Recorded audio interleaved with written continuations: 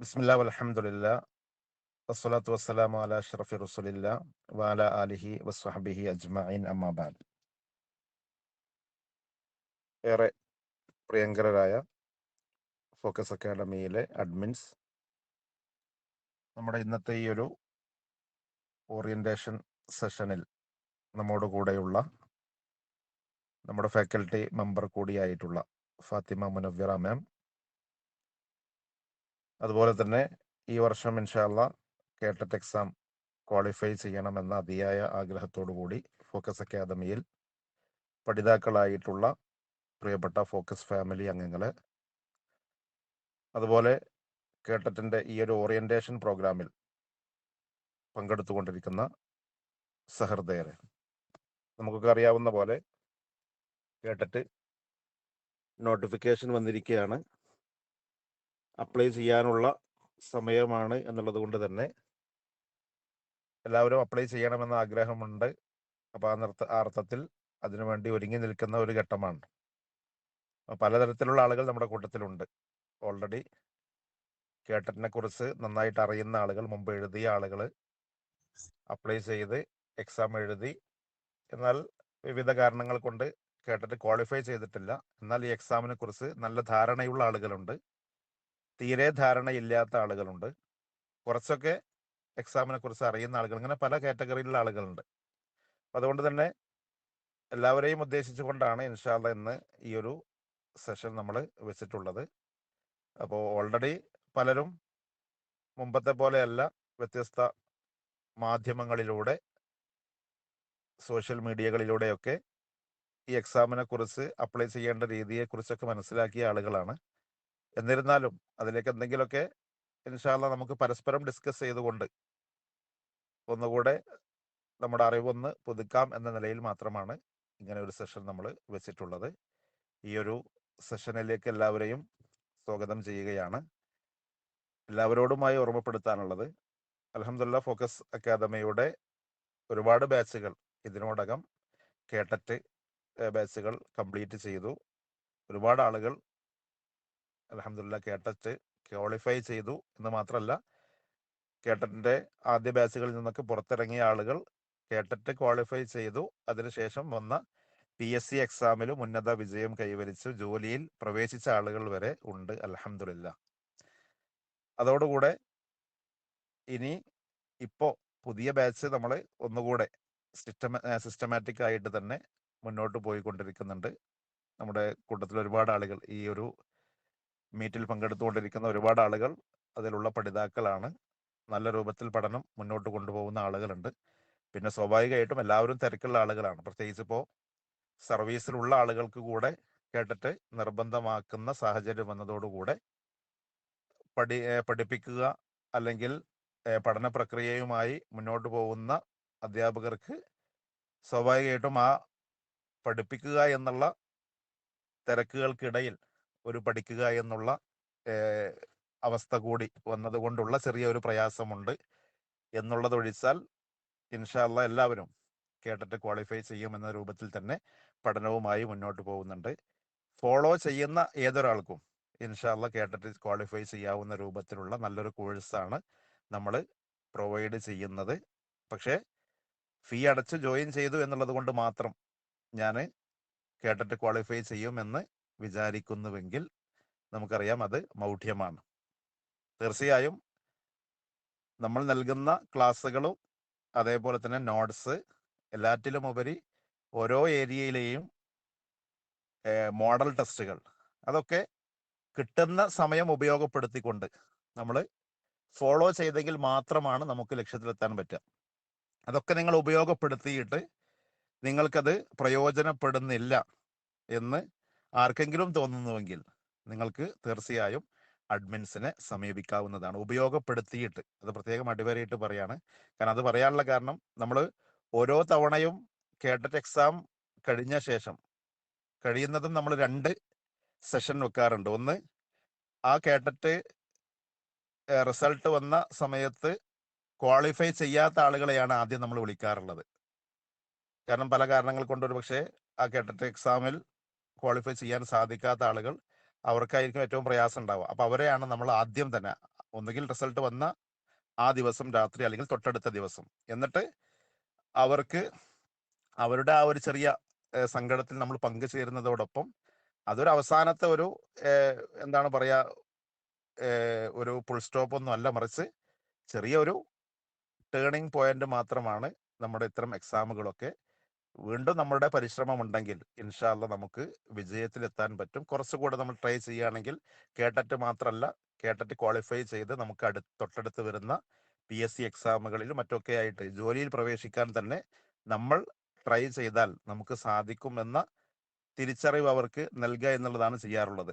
പിന്നെ അതേപോലെ തന്നെ വിജയിച്ച ആളുകളുടെയും സംഗമമാണ് തൊട്ടടുത്ത ദിവസങ്ങളിലായി നടത്താറുള്ളത്. അപ്പൊ ആ സംഗമത്തിലൊക്കെ മിക്കവാറും പഠിതാക്കൾ പങ്കുവെക്കുന്ന കാര്യം എല്ലാവരും എന്ന് തന്നെ പറയാം, ഉപയോഗപ്പെടുത്തുന്ന ആളുകളൊക്കെ പറയാറുള്ള വാചകം തന്നെയാണ്, കേട്ടിട്ട് നൽകിയ ക്ലാസ്സുകൾ അത് കൃത്യമായി ഫോളോ ചെയ്തത് കൊണ്ട് നേടി എന്ന് പറയുന്നതോടൊപ്പം സംഗതി നല്ല ക്ലാസ്സുകളും കാര്യമൊക്കെ ആയിരുന്നു, പക്ഷെ ഫുള്ള് ഉപയോഗപ്പെടുത്താൻ സാധിച്ചില്ല എന്നാണ് പലപ്പോഴും പരാജയം നേരിട്ട ആളുകളൊക്കെ പറയാറുള്ളത്. അപ്പോൾ കോഴ്സിനെ പറ്റി പരാതി ആർക്കും ഉണ്ടാവാറില്ല. 100% ഓക്കെയാണെന്ന് നമ്മൾ പറയുന്നില്ല, എന്നാലും പരമാവധി നമ്മൾ ഈ ഒരു കോഴ്സിനോട് നീതി പുലർത്തിക്കൊണ്ട് തന്നെ നിങ്ങളോട് നമ്മൾ വാങ്ങുന്ന ഫീയേക്കാളും എത്രയോ അതിനോട് നീതി പുലർത്തി ഏറ്റവും നല്ല രൂപത്തിലുള്ള ഒരു കോഴ്സ് തന്നെ നിങ്ങൾക്ക് നൽകാൻ ശ്രമിക്കാറുണ്ട്. അപ്പോൾ ആ അർത്ഥത്തിൽ നിങ്ങളത് ഫോളോ ചെയ്യുന്നുണ്ട് എന്നറിയാം. എന്നാലും ആരെങ്കിലുമൊക്കെ ചിലപ്പോൾ പിന്നെ ഇതുവരെ തിരക്കായി ഇനിയിപ്പോൾ ഒരു നോട്ടിഫിക്കേഷൻ വന്നത് കൊണ്ട് തന്നെ ഒന്ന് ഉണർന്ന ആളുകൾ ഉണ്ടെങ്കിൽ അവരോട് പറയാനുള്ളത്, നാളെ നമ്മൾ എന്ത് ചെയ്യും, എക്സാം ഇനിയിപ്പോൾ അടുത്തതിന് വരാൻ പോകുന്ന ഇപ്പോൾ എക്സാം നോട്ടിഫിക്കേഷനാണ് വന്നത്, ഇനി നമ്മൾ എക്സാമിന് അപ്ലൈ ചെയ്യും.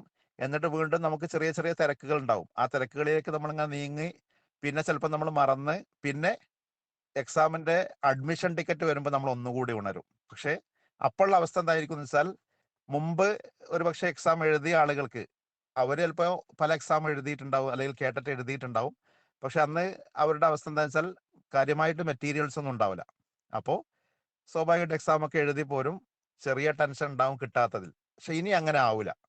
കാരണം ഓരോ ഏരിയയുടെയും ഡീറ്റെയിൽഡ് ക്ലാസ്സും നോട്ട്സും എല്ലാം ലഭിച്ച് നിങ്ങൾ ആലോചിച്ച് നോക്കൂ, എക്സാമിന്റെ അടുത്ത ദിവസം അതൊന്ന് തുറന്നു നോക്കാൻ കഴിയാത്തതിന്റെ സങ്കടം തീർത്താ തീരൂല.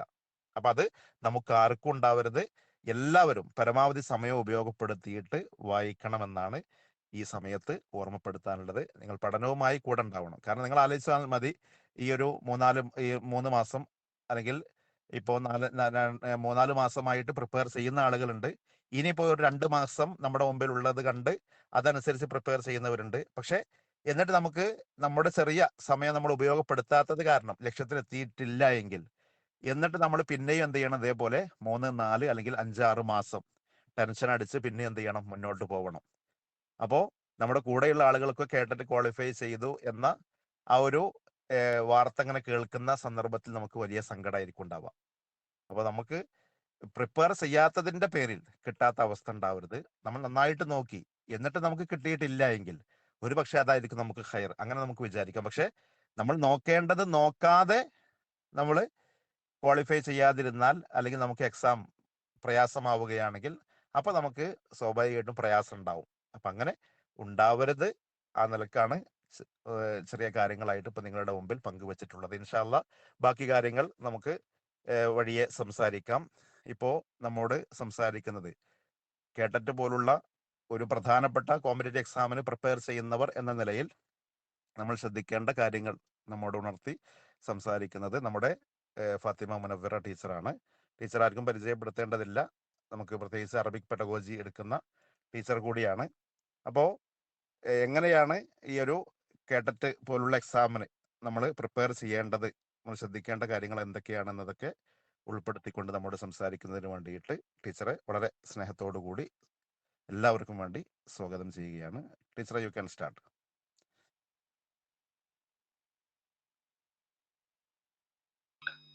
അസ്സലാമു അലൈക്കും വറഹ്മത്തുള്ളാഹി. യെസ്, അപ്പോ കേട്ടിട്ട് അതിന് ഉള്ള കാര്യങ്ങള് ഒക്കെ ചെയ്ത് പ്രിപ്പയർ ആയി, ക്ലാസ് ഒക്കെ കേട്ട് അതിനനുസരിച്ച് കൃത്യമായി മോക്ക് ടെസ്റ്റുകളൊക്കെ അറ്റൻഡ് ചെയ്ത് അങ്ങനെ ആ രീതിയിലൊക്കെ നിൽക്കുന്ന നിങ്ങളെ അടുത്ത് ഇനിയിപ്പോ കേട്ടറ്റിനെ പറ്റി പ്രത്യേക ഓറിയന്റേഷന്റെ ആവശ്യമൊന്നുമില്ല എന്നറിയാം. എന്നാലും നിങ്ങള് പ്രധാനമായിട്ടും പഠിക്കേണ്ട ഏരിയകൾ, സിലബസ് ഇതൊക്കെ നിങ്ങൾ ഓൾറെഡി നോക്കിയിട്ടുണ്ടാകും. എന്നാലും അതിനെക്കുറിച്ച് ജസ്റ്റ് ചെറിയ ഒരു കാര്യങ്ങൾ മാത്രമാണ് ഇന്നത്തെ സെഷനിൽ പറയാൻ വേണ്ടിയിട്ട് ഉദ്ദേശിക്കുന്നത്. ഓക്കെ, അപ്പോ നിങ്ങൾക്ക് സ്ക്രീനിൽ കാണാൻ പറ്റും നമ്മുടെ ഒരു മാർക്ക് ഡിസ്ട്രിബ്യൂഷൻ എന്ന് പറയുന്നത്. ഇതില് കേട്ടറ്റ് കാറ്റഗറി 4 കാറ്റഗറിയിലായിട്ടാണ് കേട്ടറ്റ് നടക്കുന്നത് അല്ലെ. 4 കാറ്റഗറിയിലായിട്ടാണ് കേട്ടറ്റ് നടക്കുന്നത്. അതില് നമ്മളെ സംബന്ധിച്ചിടത്തോളം നമ്മൾ എഴുതുന്ന 2 കാറ്റഗറി നമ്മളെ ലാംഗ്വേജ് ടീച്ചേഴ്സിന് നമ്മൾ ഹൈസ്കൂളിലായാലും LP UP ക്കായാലും നമ്മൾ എഴുതുന്ന 2 കാറ്റഗറിയാണ് കാറ്റഗറി 3യും അതുപോലെ തന്നെ കാറ്റഗറി 4ഉം. അപ്പൊ ഡിഗ്രിയും കാറ്റഗറി 4ഉം ഉള്ള ആളുകൾക്ക് LP തലങ്ങളില് ജോലി ചെയ്യാൻ പറ്റുമായിരുന്നു. ഇനിയിപ്പോ DLEDന്റെ ആ ഒരു ഇതുകൂടെ വരുന്നോണ്ട് അത്തരത്തിൽ നമുക്ക് മേ ബി നേരിട്ട് പറ്റിക്കോണമെന്നില്ല. എന്നാലും കേട്ടറ്റ് എന്ന് പറയുന്ന സംഗതി നമ്മൾ എപ്പോഴും ക്വാളിഫൈ ചെയ്ത് വെക്കണം. കേട്ടറ്റ് കാറ്റഗറി 3യിലെയും 4ന്റെയും മാർക്ക് ഡിസ്ട്രിബ്യൂഷൻ തമ്മിൽ ചെറിയ ഒരു വ്യത്യാസമുണ്ട്. ഇപ്പോ ഒന്നാമത്തെ ഇങ്ങനെ 3 പാർട്ടായിട്ടാണ് നമുക്ക് അത് കാണാൻ പറ്റുക. ഫസ്റ്റ് പാർട്ടിന്റെ അകത്ത് നമുക്ക് സൈക്കോളജി, പെഡഗോജി, പൊതുവായിട്ടുള്ള കുറച്ച് കാര്യങ്ങളാണ് അതിന്റെ അകത്ത് വരുന്നത്. പൊതുവായ കാര്യങ്ങൾ, അതായത് ചൈൽഡ് സൈക്കോളജി, അതിന്റെ സിലബസ് നിങ്ങൾ നോക്കിയിട്ടുണ്ടാവും. എന്നാലും തുടർന്ന് ഇതിന്റെ അകത്ത് കാണിക്കാം. അപ്പൊ അതിൽ നിന്ന് കേട്ടറ്റ് കാറ്റഗറി 3ന്റെ അകത്ത് വരുമ്പോ first part psychology pedagogy first 40 marks ആണ് വരുന്നത്. അത് 4ലേക്ക് വരുമ്പോ അത് 30 മാർക്സിനാണ് കാണുന്നത്. പിന്നെ പാർട്ട് 2ലേക്ക് പോകുമ്പോ ഭാഷ, ലാംഗ്വേജ്, മലയാളം ആണോ മലയാളം ഇംഗ്ലീഷ് ആണോ ഏതാണോ ചൂസ് ചെയ്യുന്നത് ആ ഒരു ഭാഷയിൽ നിന്ന് 30 മാർക്ക് കേട്ടറ്റ് 3ക്കും 40 മാർക്കാണ് കേട്ടറ്റ് കാറ്റഗറി 4ന് വരുന്നത്. പിന്നെ നമ്മുടെ നെക്സ്റ്റ് പാർട്ട് 3 നമ്മുടെ കോർ സബ്ജക്ട്, അത് അറബിക്കിന് അത് എന്താണ് മറ്റുള്ള പോലെ തന്നെ രണ്ടിനും ഒരുപോലെ തന്നെ 80 മാർക്കാണ് വരുന്നത്.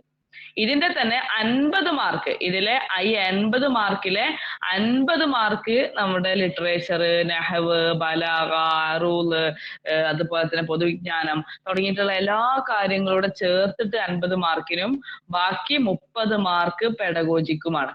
ഇവിടെ നമ്മൾ കേട്ടറ്റ് കാറ്റഗറി 3നെ സംബന്ധിച്ച് പറയുകയാണെങ്കിൽ ആദ്യം നമ്മൾ ഇംഗ്ലീഷില് 40 മാർക്ക് സൈക്കോളജിക്ക് വരുന്നു, സൈക്കോളജി പെഡഗോജിയിൽ വരുന്നു. അതേപോലെ തന്നെ ആ സെയിം സാധനം അറബിയിൽ 30 മാർക്കിനും വരുന്നു. അപ്പൊ നിങ്ങൾ ആലോചിച്ച് നോക്കിയേ, മൊത്തം 70 മാർക്കോളം പെഡഗോജി സൈക്കോളജി ഒരു ഭാഗത്ത് നിന്ന് വരുന്നുണ്ട്. അത് 30 മാർക്ക് അറബിയിൽ ചോദിക്കുന്നു, 40 മാർക്ക് ഇംഗ്ലീഷിൽ ചോദിക്കുന്നു.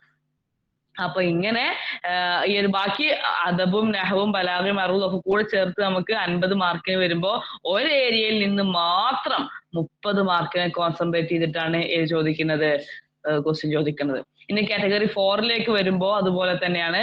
ആദ്യം നമ്മുടെ സൈക്കോളജി പെഡഗോജി മേഖലയിൽ 30 മാർക്കിന് ഉണ്ടാവും ക്വസ്റ്റ്യന്. അതുപോലെ തന്നെ 40 മാർക്കിന് ഇംഗ്ലീഷ് ആണെങ്കിൽ ഇംഗ്ലീഷ്, മലയാളം ആണെങ്കിൽ മലയാളം ആ ഒരു ചൂസ് ചെയ്തത് ഉണ്ടാകും. പിന്നെ അതുപോലെ തന്നെ സ്പെഷ്യൽ സബ്ജക്ട് നമ്മുടെ അറബിക്കിൽ 80 മാർക്ക്, അതേപോലെ തന്നെ 50 മാർക്കിൽ നഹവും ബലാഗയും അറൂളും അദബും എല്ലാം കൂടെ ചേർത്ത് 50 മാർക്ക് ഉണ്ടാകും. ബാക്കി 30 മാർക്ക് ഇവിടെയും വരുന്നത് എന്താണ്? പെഡഗോജിയാണ് ബാക്കി 30 മാർക്ക് ഉണ്ടാവുക. അപ്പോ ഈ ഒരു രീതിയിൽ ഇത് എത്രത്തോളം ഓരോ വിഷയം നമ്മൾ പഠിക്കുമ്പോൾ ഇത് എന്തിനാ പറഞ്ഞത്? അതിപ്പോ നമുക്ക് അറിയുന്ന കാര്യമില്ല എന്നൊക്കെ നിങ്ങൾ വിചാരിക്കണം. ഇതിപ്പോ എന്തിനാ പറഞ്ഞത്? നമ്മൾ ഓരോ ഭാഗവും പഠിക്കുന്ന സമയത്ത് അതിൽ നിന്ന് നമ്മൾ എത്രത്തോളം ഡീപ്പിൽ പഠിക്കണം എന്ന് മനസ്സിലാവാൻ വേണ്ടിയിട്ടാണ്. സൈക്കോളജി പഠിക്കുമ്പോൾ 40 മാർക്ക് എനിക്ക് കിട്ടാനുള്ള സാധനമാണ് ഞാനിത് പഠിക്കുന്നത്. മലയാളം ലാംഗ്വേജിനെ പറ്റിയിട്ട്, മലയാളം ഭാഷനെ പറ്റി, അതിലെ സന്ധികളെ പറ്റി, അതിന്റെ ഗ്രാമർ, അതിലെ വ്യാകരണം, വാക്യശുദ്ധി, അതിലെ എന്താണ് എഴുത്തച്ഛൻ അവാർഡ്, മറ്റോ ചെറുശ്ശേരി എന്നൊക്കെ പറഞ്ഞിട്ട് നമ്മൾ പഠിക്കുന്ന സമയത്ത് ഇതിൽ നിന്ന് 30 മാർക്ക് ക്വസ്റ്റ്യൻ ആണെന്നുള്ളത് നമ്മൾ മനസ്സിലാക്കണം. അതുപോലെ തന്നെ ഓരോ രീതിയും. അപ്പൊ ഇത്രയും ഇങ്ങനെ 150 മാർക്കിലേക്കാണ് കേട്ടറ്റ് വരുന്നത്. 150 മാർക്കിലേക്ക്. ഇതിൽ ജനറൽ വിഭാഗം 90 മാർക്കും നമുക്ക് OBCക്ക് 82 മാർക്ക് ഉണ്ടെങ്കിൽ നമുക്ക് കേട്ടറ്റ് ക്വാളിഫൈ ചെയ്യാൻ പറ്റും. 82 മാർക്സ്, വെറും 82 മാർക്ക് മാത്രമാണ് നമുക്ക് ആവശ്യമുള്ളൂ. കേട്ടറ്റ് കാറ്റഗറി 3 ആണെങ്കിലും 4 ആണെങ്കിലും നമ്മൾ OBCക്ക് അത് ക്വാളിഫൈ ചെയ്യാൻ 82 മാർക്ക് മതി. അപ്പോ വെറും ഇപ്പൊ ഈ കറക്റ്റ് 82ന്റെ മാർജിനിൽ വിജയിക്കുന്ന ആളുകൾക്ക് കേട്ടറ്റ് സർട്ടിഫിക്കറ്റിന്റെ വെരിഫിക്കേഷന്റെ സമയത്തൊക്കെ ഈ 90ലേക്ക് എത്തിയ ആ ഒരു ജനറൽ കാറ്റഗറിയിലേക്ക് ആവശ്യമുള്ള മാർക്കില്ലാത്ത ആളുകൾക്ക് അതിന്റെ സർട്ടിഫിക്കറ്റ് ഒക്കെ പ്രൊഡ്യൂസ് ചെയ്യാൻ വേണ്ടിക്കാണ്ട് ആവശ്യപ്പെടാറുണ്ട്. അപ്പൊ അതിന്റെ സാങ്കേതികമായിട്ടുള്ള കാര്യങ്ങൾ അപ്ലൈ ചെയ്യുന്ന രീതികൾ അതൊക്കെ നിങ്ങൾ മനസ്സിലാക്കണം. അത് സാർ പറയുന്നു വിചാരിക്കുന്നു. അപ്പൊ ഇത്തരത്തിലുള്ള കാര്യങ്ങൾ ശ്രദ്ധിക്കുക. ഇങ്ങനെയാണ് ഇതിന്റെ ഒരു മാർക്ക് ഡിസ്ട്രിബ്യൂഷൻ വരുന്നത്. ഈ ഒരു കാര്യം പ്രത്യേകം ശ്രദ്ധിക്കണം. ഇനി ഇതിന്റെ സിലബസിലേക്ക് വരുന്ന സമയത്ത് നോക്കൂ, കാറ്റഗറി പാർട്ട് 1 നമ്മളിപ്പോ പറഞ്ഞ പോലെ തന്നെ അതിന്റെ ക്വസ്റ്റ്യൻ പേപ്പറിന്റെ സ്റ്റാർട്ടിങ്ങിൽ ഇതാ ഇങ്ങനെയായിരിക്കും ഉണ്ടാവുക. Category 3 part 1 adolescent psychology, theories of learning and teaching aptitude 1 മുതൽ 40 വരെയുള്ള ക്വസ്റ്റ്യൻസ്. ഇതാണ് കാറ്റഗറി 3യുടെ മുമ്പിൽ ഉണ്ടാവുക. ഇനിയോ 4ലേക്ക് വരുന്ന സമയത്ത് ചൈൽഡ് ഡെവലപ്മെന്റ് ആൻഡ് പെഡഗോജി എന്നായിരിക്കും ഉണ്ടാവുക. അത് 30 ക്വസ്റ്റ്യൻസ്. ഇങ്ങനെയാണ് അതിന്റെ ഫസ്റ്റ് പാർട്ട് ഉണ്ടാവുക. ആ ഫസ്റ്റ് പാർട്ടിന്റെ അകത്ത് നമ്മൾ മെയിൻ ആയിട്ട് പഠിക്കേണ്ടത് അവിടെ കുറെ സംഗതികൾ 40 ക്വസ്റ്റ്യൻസിന്റെ ആ ഒരു മാർക്ക് ഡിസ്ട്രിബ്യൂഷൻസിന്റെ അകത്ത് കൊടുത്തിട്ടുണ്ട്. ഫസ്റ്റ് നമ്മൾ ചെയ്യേണ്ടത് അഡോളസെന്റ് സൈക്കോളജി എന്ന് പറയുന്ന ഒരു ഭാഗമാണ് പഠിക്കേണ്ടത്. ഈ ജനറൽ കാര്യങ്ങളൊക്കെ നിങ്ങൾക്ക് ജനറൽ പേപ്പറിന്റെ ക്ലാസ്സിന്റെ അകത്ത് കിട്ടുന്നുണ്ടാകും. അപ്പൊ അതിൽ കൃത്യമായി അഡോളസെന്റ് സൈക്കോളജിയെ കുറിച്ചിട്ട്, അതുപോലെ ലേണിംഗ് തിയറീസ് നമ്മൾ അറബിയിൽ പഠിക്കുന്നുണ്ട്. അതുപോലെ തന്നെ ഇംഗ്ലീഷിലും ലേണിംഗ് തിയറികൾ കൃത്യമായി നമ്മൾ പഠിക്കേണ്ടതുണ്ട്. അറബിയിൽ ചോദിക്കുന്നതിലും കൂടുതലായിട്ട് ഡീപ്പായിട്ട് എന്ത് ചെയ്യാറുണ്ട്, ജനറൽ ഭാഗത്തുനിന്ന് ഈ തിയറീസ് ഓഫ് ലേണിംഗ് എന്ന് ക്വസ്റ്റ്യൻസ് വരാറുണ്ട്. അതിന്റെ അകത്ത് നമ്മൾ പറയുന്ന തൊണ്ടേക്ക്, പാവലോ, സ്കിന്നർ, ലെവിൻ, പിയാഷെ, Bruner, Vygotsky, Ausubel, Gagne, Gestalt psychology, അങ്ങനെ ഒരുപാട് കാര്യങ്ങൾ തിയറികൾ ഈ ഒരു തിയറീസ് ഓഫ് ലേണിംഗിൽ വരുന്നുണ്ട്. 15 മാർക്ക് ഈ ലേണിംഗ് തിയറീസ് എന്നാണ്. 15 മാർക്ക് ഈ ലേണിംഗ് തിയറീസിന്റെ ഭാഗത്തു നിന്നാണ് വരുന്നത്. അപ്പോ നിങ്ങൾ പഠിക്കുന്ന സമയത്ത് ഈ ലേണിംഗ് തിയറികളുടെ ഭാഗം ഒന്നും കൂടെ എംഫസൈസ് ചെയ്ത് കൃത്യമായിട്ട് പഠിക്കേണ്ടതുണ്ട്. 15 മാർക്ക് ഉണ്ട്. അഡോളസെന്റ് സൈക്കോളജിയെ കുറിച്ചിട്ട് 10 മാർക്കാണ് വരുന്നത്. എന്നാലോ ഇവിടെ ലേണിംഗ് തിയറിയെ സംബന്ധിച്ചിടത്തോളം 15 മാർക്ക് വരുന്നുണ്ട്. പിന്നെ ടീച്ചിങ് ആപ്റ്റിറ്റ്യൂഡ് ആണ്. നമ്മൾ ഈ കുട്ടികളുടെ മനഃശാസ്ത്രവും കാര്യങ്ങളൊക്കെ പഠിക്കുന്നത് പിന്നീട് ടീച്ച് ചെയ്യാനല്ലേ. അപ്പൊ ടീച്ചിങ് ആപ്റ്റിറ്റ്യൂഡുമായി ബന്ധപ്പെട്ട് 15 മാർക്കോളം വരുന്ന ക്വസ്റ്റ്യൻസ് വരുന്നുണ്ട്. അതിൽ മെത്തേഡ്സ് ഓഫ് ടീച്ചിങ്, അതുപോലെ തന്നെ ക്ലാസ് റൂം മാനേജ്മെന്റിൽ അധ്യാപകന് വേണ്ട ഒരുപാട് ക്വാളിറ്റീസിനെ കുറിച്ചിട്ട് അതിന്റെ അകത്ത് പറയുന്നുണ്ട്. പരീക്ഷയ്ക്ക് ചോദിക്കുന്ന രീതിയിൽ ടീച്ചേഴ്സിന്റെ ക്വാളിറ്റീസും അതുപോലെ തന്നെ സ്കില്ലുകളെ കുറിച്ചിട്ടും ഒക്കെ പരീക്ഷയ്ക്ക് ചോദിക്കും. അതുപോലെ തന്നെ NCF, KCF നാഷണൽ കരിക്കുലം ഫ്രെയിംവർക്കും കേരള കരിക്കുലം ഫ്രെയിംവർക്കും അതുമായി ബന്ധപ്പെട്ടിട്ടുള്ള അതിന്റെ പ്രധാനപ്പെട്ടിട്ടുള്ള നിർദ്ദേശങ്ങളെ കുറിച്ചിട്ടൊക്കെ ഒരു ഐഡിയ ഉണ്ടാക്കി പോകണം. അതിൽ നിന്ന് ഏകദേശം ടീച്ചിങ് ആപ്റ്റിറ്റ്യൂഡിനെ കുറിച്ചിട്ട് 15 മാർക്കാണ് അതിന്റെ അകത്ത് കാറ്റഗറി 3യിൽ വരുന്നത്. ഇനി നമ്മള് ഇതിന്റെ മറ്റ് സെക്കൻഡ് പാർട്ടിലേക്ക് പോണ സമയത്ത് മലയാളം ലാംഗ്വേജ് എടുക്കുന്നവർക്ക് മലയാളം ഉണ്ടാവും, ഇംഗ്ലീഷ് ചൂസ് ചെയ്തവർക്ക് ഇംഗ്ലീഷ് ഉണ്ടാവും. ഇവിടെ 30 മാർക്കാണ് കാറ്റഗറി 3ന്റെ അകത്ത് മലയാളം ലാംഗ്വേജിന് വരുന്നത്. 30 മാർക്കാണ്. 30 മാർക്കിൽ തന്നെ ഓരോരോ ഭാഗമായിട്ട് ഇങ്ങനെ വേർതിരിച്ചു കൊടുത്തിട്ടുണ്ട്. അവതാരണം, ഗദ്യം, അവതാരണം, പദ്യം എന്നൊക്കെയാണ് നമ്മളെ മലയാളം ഭാഷ. നമുക്ക് ശരിക്കുള്ള ഒറിജിനൽ മലയാളം കേട്ടാൽ ചിലപ്പോൾ നമുക്ക് തിരിയില്ല. കണ്ടോ, അവതാരണം, ഗദ്യം, അവതാരണം, പദ്യം. നമ്മൾ സാധാരണ ഇംഗ്ലീഷിൽ ക്വസ്റ്റ്യൻ കാണുമ്പോ അർത്ഥം മനസ്സിലാക്കാൻ വേണ്ടി ഒരു മലയാളം ഉണ്ടെങ്കിൽ വിചാരിച്ചിക്കാണ്ട് അത് തെരഞ്ഞു നോക്കും. പക്ഷെ കേട്ടിട്ടില് ഭയങ്കര തമാശയാണ്. നമ്മൾ ഈ മലയാളത്തിൽ ചോദ്യം വായിച്ചു നോക്കിയിട്ട് പഠിച്ചോനെ എവിടെ ഇതിന്റെ ഇംഗ്ലീഷ് ട്രാൻസ്ലേഷൻ ഇത് മനസ്സിലാണല്ലോ വിചാരിച്ചിട്ട് നമ്മൾ എന്ത് ചെയ്യും, ഇംഗ്ലീഷ് തെരഞ്ഞു പോകും. അതാണ് കേട്ടത്തിന്റെ പ്രത്യേകത. ബാക്കിയുള്ളടത്തൊക്കെ നമ്മള് അർത്ഥം മനസ്സിലാവാൻ മലയാളം തരുമ്പോ കേട്ടറ്റിൽ നമ്മൾ അർത്ഥം മനസ്സിലാവാൻ ഇംഗ്ലീഷ് തെരഞ്ഞു പോകും. അങ്ങനെയാണ് കേട്ടറ്റിന്റെ മലയാളം ഉണ്ടാവാറുള്ളത്. ഓക്കെ. അപ്പൊ ഈ അവതാരണം ഗദ്യം, അവതാരണം പദ്യം എന്നൊക്കെ പറഞ്ഞാല് നമ്മള് അറബിയിൽ കൊടുക്കണ പോലെ തന്നെ എന്ത് ചെയ്യാറുണ്ട്, ഒരു പാരഗ്രാഫ് കൊടുക്കും, വലിയൊരു പാരഗ്രാഫ്, പെട്ടെന്നൊന്നും വായിച്ചാൽ തിരിയാത്ത പാരഗ്രാഫ് കൊടുത്തിട്ട് അതിന് ക്വസ്റ്റ്യൻസ് ഉണ്ടാകും. അതുപോലെ തന്നെ ഒരു കവിതയുടെ ഭാഗം കൊടുത്തിട്ട് അതിൽ നിന്ന് ക്വസ്റ്റ്യൻസ് ഉണ്ടാകും. 1, 2, 3, 4, 5 ക്വസ്റ്റ്യൻസ് ആ ഭാഗത്തുനിന്ന് വരുന്ന രീതി ആ ഒരു ഭാഷയുടെ ഭാഗത്ത് ഉണ്ടാകും. അതുപോലെ തന്നെ പിന്നെ വരുന്ന ഒരു സാധനമാണ് ആശയവിനിമയം, വാക്യശുദ്ധി, അതുപോലെ തന്നെ പദബോധം. അങ്ങനത്തെ ഓരോരോ പല വാക്കുകൾ, മലയാളത്തിലുള്ള പല വാക്കുകൾ നമുക്ക് എഴുതുമ്പോൾ പല രീതിയിൽ തെറ്റുകൾ വരാറുണ്ട്. അപ്പോൾ ഓരോ പദങ്ങളുണ്ട്, അതിന്റെ ഒരു ലിസ്റ്റ് തന്നെ നിങ്ങൾക്ക് നോട്ട്സിന്റെ കൂടെ ഉണ്ടാവും. എന്നാലും നിങ്ങൾ എന്ത് ചെയ്യുക, അത് കൃത്യമായിട്ട് പഠിക്കണം. എപ്പോഴും റിപ്പീറ്റ് ചെയ്ത് ചോദിക്കുന്ന പല വേർഡ്സും ഉണ്ട്, നമ്മൾ എഴുതുമ്പോൾ തെറ്റിക്കുന്ന പല പല രീതിയിലുള്ള വാക്കുകൾ. അപ്പോ അത് അത്തരത്തിലുള്ള അക്ഷരവുമായി ബന്ധപ്പെട്ട് വാക്യശുദ്ധി, പദബോധം, അത്തരത്തിലുള്ള മലയാളം ഭാഷയിലുള്ള നമ്മുടെ കഴിവിനെ എന്ത് ചെയ്യാറുണ്ട്, നോക്കാറുണ്ട്. ഏകദേശം 10 മാർക്കോളം ആ ഒരു ആശയവിനിമയം എന്ന് പറയുന്ന ഭാഗത്ത് നിന്ന് വരാറുണ്ട്.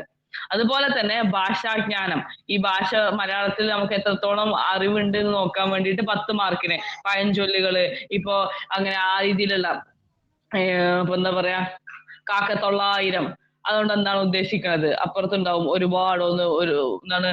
ഒരുപാട് കാര്യങ്ങൾ ഉണ്ടാവുക. അങ്ങനെ പഴഞ്ചൊല്ലുകൾ കൊടുത്തിട്ട് അതിന്റെ ശരിക്കുള്ള അർത്ഥങ്ങൾ ഏതാന്നുള്ളത് മനസ്സിലാക്കാൻ, പ്രയോഗങ്ങൾ, അത്തരത്തിലുള്ള കാര്യങ്ങൾ പഴഞ്ചൊല്ലുകളുമായി ബന്ധപ്പെട്ടിട്ടൊക്കെയുള്ള ഭാഷാജ്ഞാനം ഏകദേശം 10 മാർക്കിന്റെ ചോദ്യം എന്താണ് ആ ഒരു ഭാഗത്ത് നിന്ന് വരാറുണ്ട്. ഓക്കെ, അപ്പൊ ഇത് പാർട്ട് 2 ഇംഗ്ലീഷാണ് നമ്മൾ ചൂസ് ചെയ്യണമെന്നുണ്ടെങ്കിൽ, ഇംഗ്ലീഷാണ് നമ്മൾ ലാംഗ്വേജ് ചൂസ് ചെയ്തിട്ടുള്ളതെന്നുണ്ടെങ്കിൽ അതിൽ ഇങ്ങനെയാണ് ഗ്രാമറ്റിക്കൽ നിയമങ്ങൾ. നമ്മളിപ്പോ മലയാളത്തിൽ പറഞ്ഞ പോലെ തന്നെ ഇംഗ്ലീഷിലുള്ള ചോദ്യങ്ങൾ വരും. കോംപ്രിഹെൻഷന് 10 മാർക്ക്. കോംപ്രിഹെൻഷൻ എന്ന് പറയുമ്പോൾ എന്താണ്, ഈ പറയുന്ന പോലെ ഇംഗ്ലീഷിലുള്ള ഒരു പാരഗ്രാഫ് കൊടുത്തിട്ട് അതിൻ്റെ അകത്തു നിന്നുള്ള ചോദ്യങ്ങൾ, ഇംഗ്ലീഷിലുള്ള ഒരു കവിതയുടെ വരികൾ കൊടുത്തിട്ട് അതിനുള്ള ചോദ്യങ്ങൾ, പിന്നെ ലാംഗ്വേജിന്റെ എലമെന്റ്സ് ഓഫ് ലാംഗ്വേജ്, കമ്മ്യൂണിക്കേഷൻ, നേരത്തെ നമ്മൾ ഇംഗ്ലീഷിൽ മലയാളത്തിൽ പറഞ്ഞതുപോലെ തന്നെ ഇംഗ്ലീഷ് ഭാഷയുമായി ബന്ധപ്പെട്ട നിയമങ്ങൾ ചോദിക്കും. കോംപ്രിഹെൻഷൻ ഫസ്റ്റ് പാർട്ടതാണ് കോംപ്രിഹെൻഷൻ. അതിൻ്റെ അകത്ത് 2 പാസേജുകൾ കൊടുക്കും, എന്നിട്ട് അതിൽ നിന്ന് നമുക്ക് ചോദ്യങ്ങൾ ഉണ്ടാകും. നമ്മളെ വൊക്കാബുലറികള്, ഗ്രാമർ നിയമങ്ങൾ, ഫ്രേസ്, ക്ലോസ്, ടെൻസ്, പ്രിപ്പോസിഷൻ, അത്തരത്തിലുള്ള ഇംഗ്ലീഷിന്റെ ഗ്രാമറുകൾ പരീക്ഷയ്ക്ക് ചോദിക്കും നമ്മൾ ഇംഗ്ലീഷ് ആണ് ചൂസ് ചെയ്യണമെന്നുണ്ടെങ്കിൽ. അതുപോലെ തന്നെ dialogue writing, I will do അല്ലെ, ഐ വിൽ, വി വിൽ, അങ്ങനത്തെ കുറെ ടെർമിനോളജികൾ ഉണ്ടല്ലോ, അതിലൊക്കെയുള്ള വ്യത്യാസങ്ങൾ കാര്യങ്ങളൊക്കെ എന്ത് ചെയ്യും, ഈ പരീക്ഷയ്ക്ക് ചോദിക്കും. അപ്പൊ ഇവിടെ നിങ്ങളാണ് ചൂസ് ചെയ്യേണ്ടത്. പരീക്ഷയ്ക്ക് ഇംഗ്ലീഷിലെ ക്വസ്റ്റ്യൻ വരുന്നത് ഇംഗ്ലീഷ് ഗ്രാമർ ബേസിലായിരിക്കും. I will do, we will do എന്നൊക്കെ പറഞ്ഞിട്ടുള്ള കുറെ സംഗതികൾ ഉണ്ടല്ലോ, ഈഫ് ക്ലോസ് അല്ലെ, ടെൻസുകള്. അപ്പോ അത്തരത്തിലുള്ള ഇംഗ്ലീഷ് ഭാഷയുടെ ഗ്രാമർ ആണോ മലയാളത്തിൻ്റെതാണോ നിങ്ങൾക്ക് ഇഷ്ടം എന്നുള്ളത് നോക്കിയിട്ട്, നിങ്ങൾക്ക് ഏറ്റവും കൂടുതൽ ആൻസർ ചെയ്യാൻ പറ്റുക എന്നുള്ളത് നോക്കിയിട്ട് വേണം നിങ്ങൾ എക്സാമിന് അപ്ലൈ ചെയ്യുമ്പോൾ ചെയ്യാൻ. ഓക്കെ, അപ്പോ ഒരു ആവേശത്തിന് കയറി ഏതെങ്കിലും ചൂസ് ചെയ്തിട്ട് പരീക്ഷയ്ക്ക് അത് ബുദ്ധിമുട്ടാകുന്ന അവസ്ഥ ഉണ്ടാവരുത്. ഞാൻ കേഡറ്റ് കാറ്റഗറി 4 എഴുതിയപ്പോൾ ലാംഗ്വേജ് മലയാളവും 3-ൽ ഇംഗ്ലീഷും ആയിരുന്നു ചൂസ് ചെയ്തിട്ടുണ്ടായിരുന്നത്. ഓക്കെ, അപ്പൊ ഇതാണ് നമ്മുടെ ഫസ്റ്റത്തെ 2 പാർട്ടില് വരുന്ന ഭാഗം. ഇനി 3-മത്തെ പാർട്ടാണ് നമ്മുടെ അറബിക്, നമ്മുടെ ഭാഗത്തേക്ക് വരുന്നത് ഈ ഒരു 3-മത്തെ പാർട്ടാണ്. 3-മത്തെ പാർട്ടിലേക്ക് വരുമ്പോൾ അൽ-അസ്ഇല ഫിൽ ഖിസ്മിൽ അവ്വൽ, 1-മത്തെ ഭാഗം സിലബസിന്റെ ഉള്ളിൽ കൊടുത്തിട്ടുള്ള ഒരു രീതി ഇതാണ്. ആദ്യത്തെ ഭാഗം 50 ചോദ്യങ്ങൾ, 50 ചോദ്യങ്ങളായിരിക്കും ഫസ്റ്റ് പാർട്ടിൽ ഉണ്ടാവുന്നത്. അതെന്താണ്, നമുക്ക് ഭാഷയിലുള്ള കഴിവ്, ഗ്രാമർ, നമ്മുടെ വെർബൽ എബിലിറ്റി, സാഹിത്യത്തെ കുറിച്ചുള്ള നമ്മുടെ അറിവ്, പുതിയ സാഹിത്യം, പഴയ സാഹിത്യം, ഇതിനെ പറ്റിയിട്ടൊക്കെയുള്ള നമ്മുടെ അറിവ് എത്രയാണ്, നമുക്ക് വെർബൽ എബിലിറ്റി എത്രയുണ്ട്, നമുക്ക് ഗ്രാമർ എത്ര അറിയാം, അറബിയിലുള്ള ഇത്തരത്തിലുള്ള കാര്യങ്ങളൊക്കെ ചെക്ക് ചെയ്യാനാണ് 50 മാർക്ക് വരുന്നത്. ഇനി 2-മത്തെ ഭാഗം ഖിസ്മുസാനി, അത് 30 മാർക്ക് വരുന്നു. അത് എന്താണ്, പെഡഗോജി ഓഫ് ലാംഗ്വേജ് ഡെവലപ്മെന്റ്, നമ്മുടെ ഭാഷ പഠിപ്പിക്കുന്നതുമായി ബന്ധപ്പെട്ട പെഡഗോജിയിലെ ചോദ്യങ്ങൾ 30 മാർക്കിനും വരുന്നു. അങ്ങനെ ടോട്ടൽ 80 മാർക്കാണ് 3-മത്തെ പാർട്ടിൽ വരുന്നത്. അപ്പോ ഇതാണ് പെഡഗോജിനെ പറ്റി, കേഡറ്റിന്റെ ക്വസ്റ്റ്യൻ പേപ്പറിനെ പറ്റി, ചോദ്യ രീതികളെ കുറിച്ചിട്ട് നിങ്ങൾ മനസ്സിലാക്കി വെക്കേണ്ട ഒരു പ്രധാനപ്പെട്ട ഭാഗം എന്ന് പറയുന്നത്. പിന്നെ അറബിയുടെ സിലബസിലേക്ക് വരുമ്പോൾ നിങ്ങൾക്ക് കാണാം, ഏകദേശം ഒരു ഒട്ടുമിക്ക ഏരിയകളൊക്കെ പറയുന്നുണ്ട് ഭാഷയുടെ ഉൽപ്പത്തിയെ പറ്റിയിട്ടും, അല്ലെ, എന്താണ് ജാഹിലി കാലഘട്ടത്തിലെ കവിത, അതിന്റെ പഴയ കാലത്തെ classical prose, modern poetry and modern prose, ഇൽമുൻ നഹ്വ്, സർഫ്, ബലാഗ, അറൂദ്, കണ്ടോ, ഇതൊക്കെ ഒറ്റ വാക്കുമ്പോൾ ഒതുക്കിയിരിക്കാണ്. നഹ്വ്, സർഫ്, ബലാഗ, അറൂദ്. അപ്പൊ എവിടുന്നും ചോദിക്കാം, നഹ്വെന്ന് എന്തും ചോദിക്കാം, സർഫ് എന്തും ചോദിക്കാം, ബലാഗിനും ചോദിക്കാം, അറൂദും ചോദിക്കാം. ഓക്കെ, അപ്പൊ അങ്ങനെ എന്തും ചോദിക്കാൻ പറ്റുന്ന ഒരു രീതിയിലുള്ള സിലബസ് ആണ് കേഡറ്റിനുള്ളത്. അത് നിങ്ങൾ പ്രത്യേകം മനസ്സിലാക്കുക. നമുക്കൊരു എന്താണ് ഒരു എന്താണ് ബാക്കിയുള്ള ഇപ്പൊ PSCയുടെ സിലബസിന്റെ പോലെ ഓരോ ഏരിയയെ പ്രത്യേകം കൊടുത്തിട്ടൊന്നുമില്ല. നെറ്റിന്റെ സിലബസിലൊക്കെ നമുക്ക് ഓരോ ആളുകളെ പ്രത്യേകം പേരൊക്കെ കൊടുത്തത് കാണാം. പക്ഷെ ഇവിടെ അങ്ങനെയൊന്നുമില്ല. ഇൽമുന്നാഹു, ഇൽമുസർഫ്, ബലാഗ, അറൂദ് എന്നാണ് പറഞ്ഞേക്കാണ്.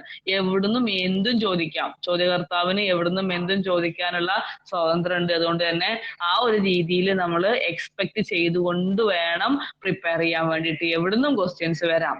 ഓക്കെ.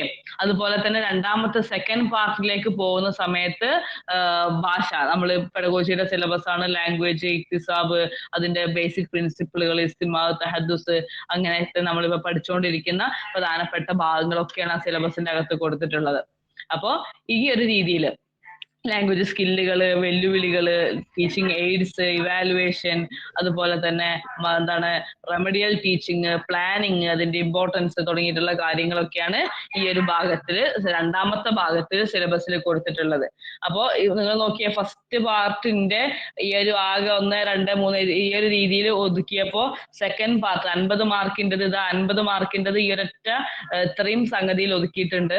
പക്ഷെ 30 മാർക്കിൻ്റെത് ഇത്രയും വളരെ ഡീപ്പായിട്ട് പോയിന്റ് വൈസ് ആയിട്ടാണ് എന്ത് ചെയ്തിട്ടുള്ളത്, കൊടുത്തിട്ടുള്ളത്. അപ്പോ ചോദ്യങ്ങളുടെ ഡീപ്നെസ്സും എന്ത് ചെയ്യും, ഈ ഒരു ഏരിയയിൽ നിന്ന് കൂടും എന്നുള്ളതാണ്.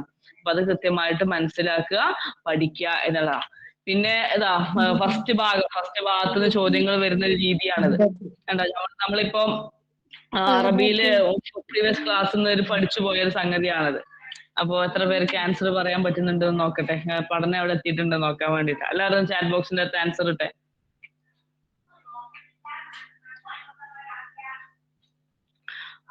ആൻസേഴ്സ് വരട്ടെ. നമ്മളൊരു ക്ലാസ് രൂപത്തിലല്ല, എന്നാലും നിങ്ങൾക്ക് എത്ര ഓർമ്മ ഉണ്ട് എന്ന് അറിയാൻ വേണ്ടിയിട്ടാണ്.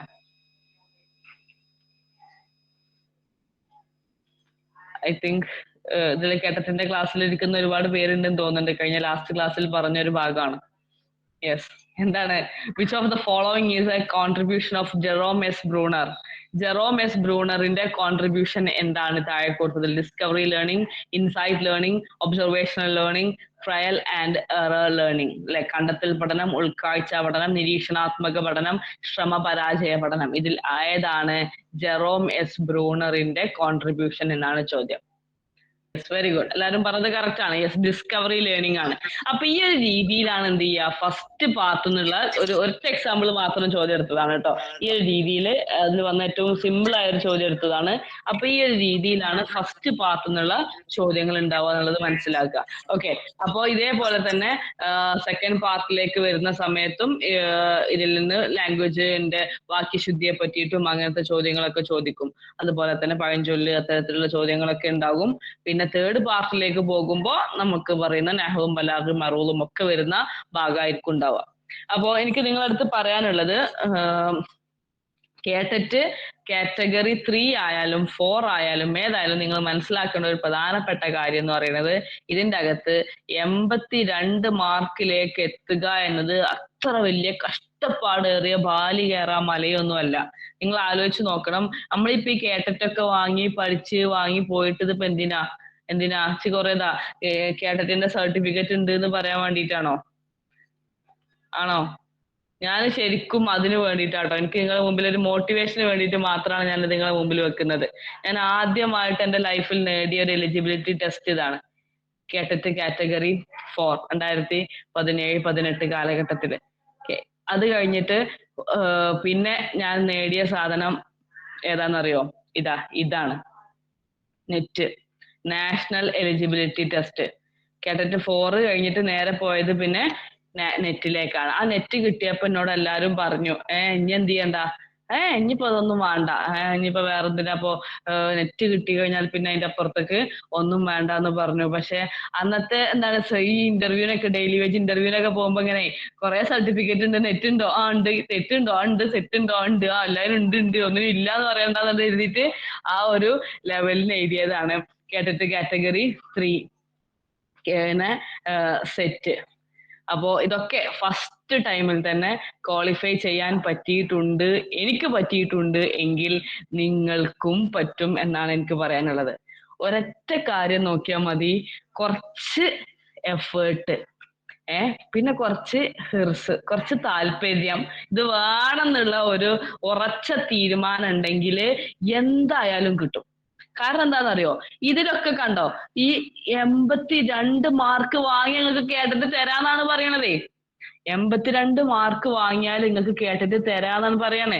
പക്ഷെ ഈ സാധനം ഉണ്ടല്ലോ, നെറ്റ് എന്നൊക്കെ പറയണത്, PSC എന്നൊക്കെ പറയണത് എന്താ നമ്മളിപ്പോ 300ക്ക് 260 മാർക്ക്, 280 മാർക്ക്, 290 മാർക്ക് വാങ്ങി, എന്നാലും ചിലപ്പോ നെറ്റ് കിട്ടും നമുക്ക് ഉറപ്പ് പറയാൻ പറ്റൂല. എന്താ കാരണം, എഴുതിയ ആൾക്കാരുടെ കൂട്ടത്തിൽ ഏറ്റവും ടോപ്പായ 6% ആൾക്കാരെ എടുക്കുള്ളൂ. എന്നാ കേട്ടിട്ട് അങ്ങനെയല്ലല്ലോ, നിങ്ങൾ എഴുതിക്കോളി, നിങ്ങൾ മാർക്ക് വാങ്ങി, നിങ്ങൾക്ക് ഞാൻ പറഞ്ഞ മാർക്ക് വാങ്ങി നിങ്ങൾക്ക് തരാന്നാ പറയണത് സർക്കാര്. അപ്പോ അതിലേക്ക് എത്താനുള്ള ഒരു ശ്രമം നമ്മുടെ ഭാഗത്തുനിന്ന് കൃത്യമായിട്ടുണ്ടാവണം. അതൊരു മറ്റുള്ള ആ ഒരു കേഡറ്റ് എന്ന് പറയുന്നത് നമുക്ക് ശരിക്കും എന്താണ്, എലിജിബിലിറ്റി ടെസ്റ്റ് ആണ്, എലിജിബിലിറ്റി ആണ്. ഈ എലിജിബിലിറ്റി ഉണ്ടെങ്കിൽ മാത്രമാണ് പിന്നീട് നമുക്ക് എന്തിലേക്ക് എത്താൻ പറ്റുക, ഈ ഒരു രീതിയിലേക്ക് നമുക്ക് എത്താൻ പറ്റുക. ഈ എലിജിബിലിറ്റി ഉണ്ടെങ്കിൽ മാത്രമാണ് നമുക്ക് PSCയിലേക്ക് പോകാൻ പറ്റുന്നത്, PSC എഴുതാൻ പറ്റുന്നത്. ഇതൊക്കെ ഇത്രയും ലിസ്റ്റുകളിലൊക്കെ വന്നത്, ഷോർട്ട് ലിസ്റ്റുകളിലും റാങ്ക് ലിസ്റ്റുകളിലൊക്കെ ആയിട്ട് വന്നത് അൽഹംദുലില്ലാ ഈ ഒരു കുറച്ചൊക്കെ നന്നായിട്ട് എഫേർട്ട് എടുത്ത് പഠിച്ചത് കൊണ്ട് തന്നെയാണ്. വെറുതെ ഒന്നും കിട്ടൂല. എനിക്ക് അടുത്ത് പറയാനുള്ളത് അതാണ്, വെറുതെ ഒന്നും കിട്ടൂല. ഞാനിത് ഇവിടെ കാണിക്കാനുള്ള ഒറ്റ കാരണം ഇതാണ്, നിങ്ങള് എഫേർട്ട് എടുത്തോളി, കിട്ടും. എഫേർട്ട് എടുത്തോളി, കിട്ടും. നമുക്ക് അങ്ങോട്ടും ഇങ്ങോട്ടും അവിടെ ഇവിടെ കുറേ തടസ്സങ്ങളൊക്കെ ഉണ്ടാവില്ലേ, അമ്മായിമ്മ, നമ്മളെ കുട്ടി, മറ്റൊരു ഈ നാത്തൂന്, അയലൊക്കത്തെ അങ്ങനെയൊക്കെ ഉണ്ടാവും. എന്നാലും അതൊന്നും നമുക്ക് ഒരു തടസ്സമല്ല, ഒന്നും നമുക്കൊരു തടസ്സമല്ല. 2 വയസ്സും 4 വയസ്സുള്ള ഒരു 2 കുട്ടികളുടെ ഉമ്മയും കൂടിയാണ് ഞാൻ പറയുന്നത്. നമുക്ക് നമ്മുടെ സിറ്റുവേഷൻസോ നമ്മുടെ ചുറ്റുപാടോ ഒന്നും നമുക്ക് തടസ്സമല്ല. നിങ്ങൾ വേണമെന്ന് വിചാരിച്ച് ഇറങ്ങിക്കഴിഞ്ഞാൽ ഇപ്പൊ ഈ മീറ്റിൽ 133 പേരെ ഞാൻ കാണുന്നുണ്ട്. എന്നെയും ഖാലിദ് സാർ ഒഴിവാക്കിയായിരുന്നു 131 ആള് അല്ലെ, 130 ആള് കൂട്ടിക്കോളി. ഈ 130 ആൾക്കും ഏറ്റവും നല്ല മാർക്കോടുകൂടെ ഈ വരുന്ന കേട്ടിട്ട് എന്തായാലും പാസ്സാവാൻ പറ്റും. നിങ്ങൾ ചെയ്യേണ്ടത് കൃത്യമായ ഒരു ടൈം ടേബിൾ ഉണ്ടാക്കുക. എന്നിട്ട് ഈ കാണുന്ന സിലബസ് ഉണ്ടല്ലോ, നമ്മൾ ഈ സിലബസിനെ ഇതിനെ ഇങ്ങോട്ട് നിങ്ങളുടെ എത്ര ദിവസം ഉണ്ട് നോക്കി അതിനനുസരിച്ചൊരു കറക്റ്റ് ആയിട്ടുള്ള ഒരു ടൈം പ്ലാനിങ് ഉണ്ടാക്കി ഒരു ദിവസം 2-3 മണിക്കൂർ നിങ്ങൾ ഇതിനു വേണ്ടി ചെലവാക്കി നോക്കി. 24 മണിക്കൂറിൽ ഒരു 2-3 മണിക്കൂർ ഇതിനു വേണ്ടി ചെലവാക്കി നോക്കി. ഇൻഷാ അള്ളാഹ് എന്തായാലും നിങ്ങൾക്ക് ഇത് ക്വാളിഫൈ ചെയ്യാൻ പറ്റും.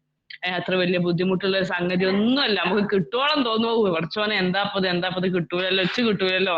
പക്ഷെ കിട്ടിയാൽ മനസ്സിലാവും ഇതൊന്നും ആയിരുന്നില്ല എന്നുള്ളത്. അതുകൊണ്ട് നന്നായിട്ട് എഫേർട്ട് എടുത്ത് കൃത്യമായിട്ട് പഠിക്കുക. കൂടെ കുറച്ച് എന്താണ് നമ്മളെ ടീമിൽ കുറച്ച് ആൾക്കാരെയും കൂട്ടിക്കോളി. ഞാൻ എപ്പോഴും എൻ്റെ ഒരു ഭാഗത്ത് പറയുന്ന ഒരു സംഗതിയാണ്, നമുക്കൊരു പഠിക്കാൻ പറ്റിയ വൈബ്, നമ്മളെ വൈബിനൊത്ത കുറച്ച് സെറ്റ് വേണം.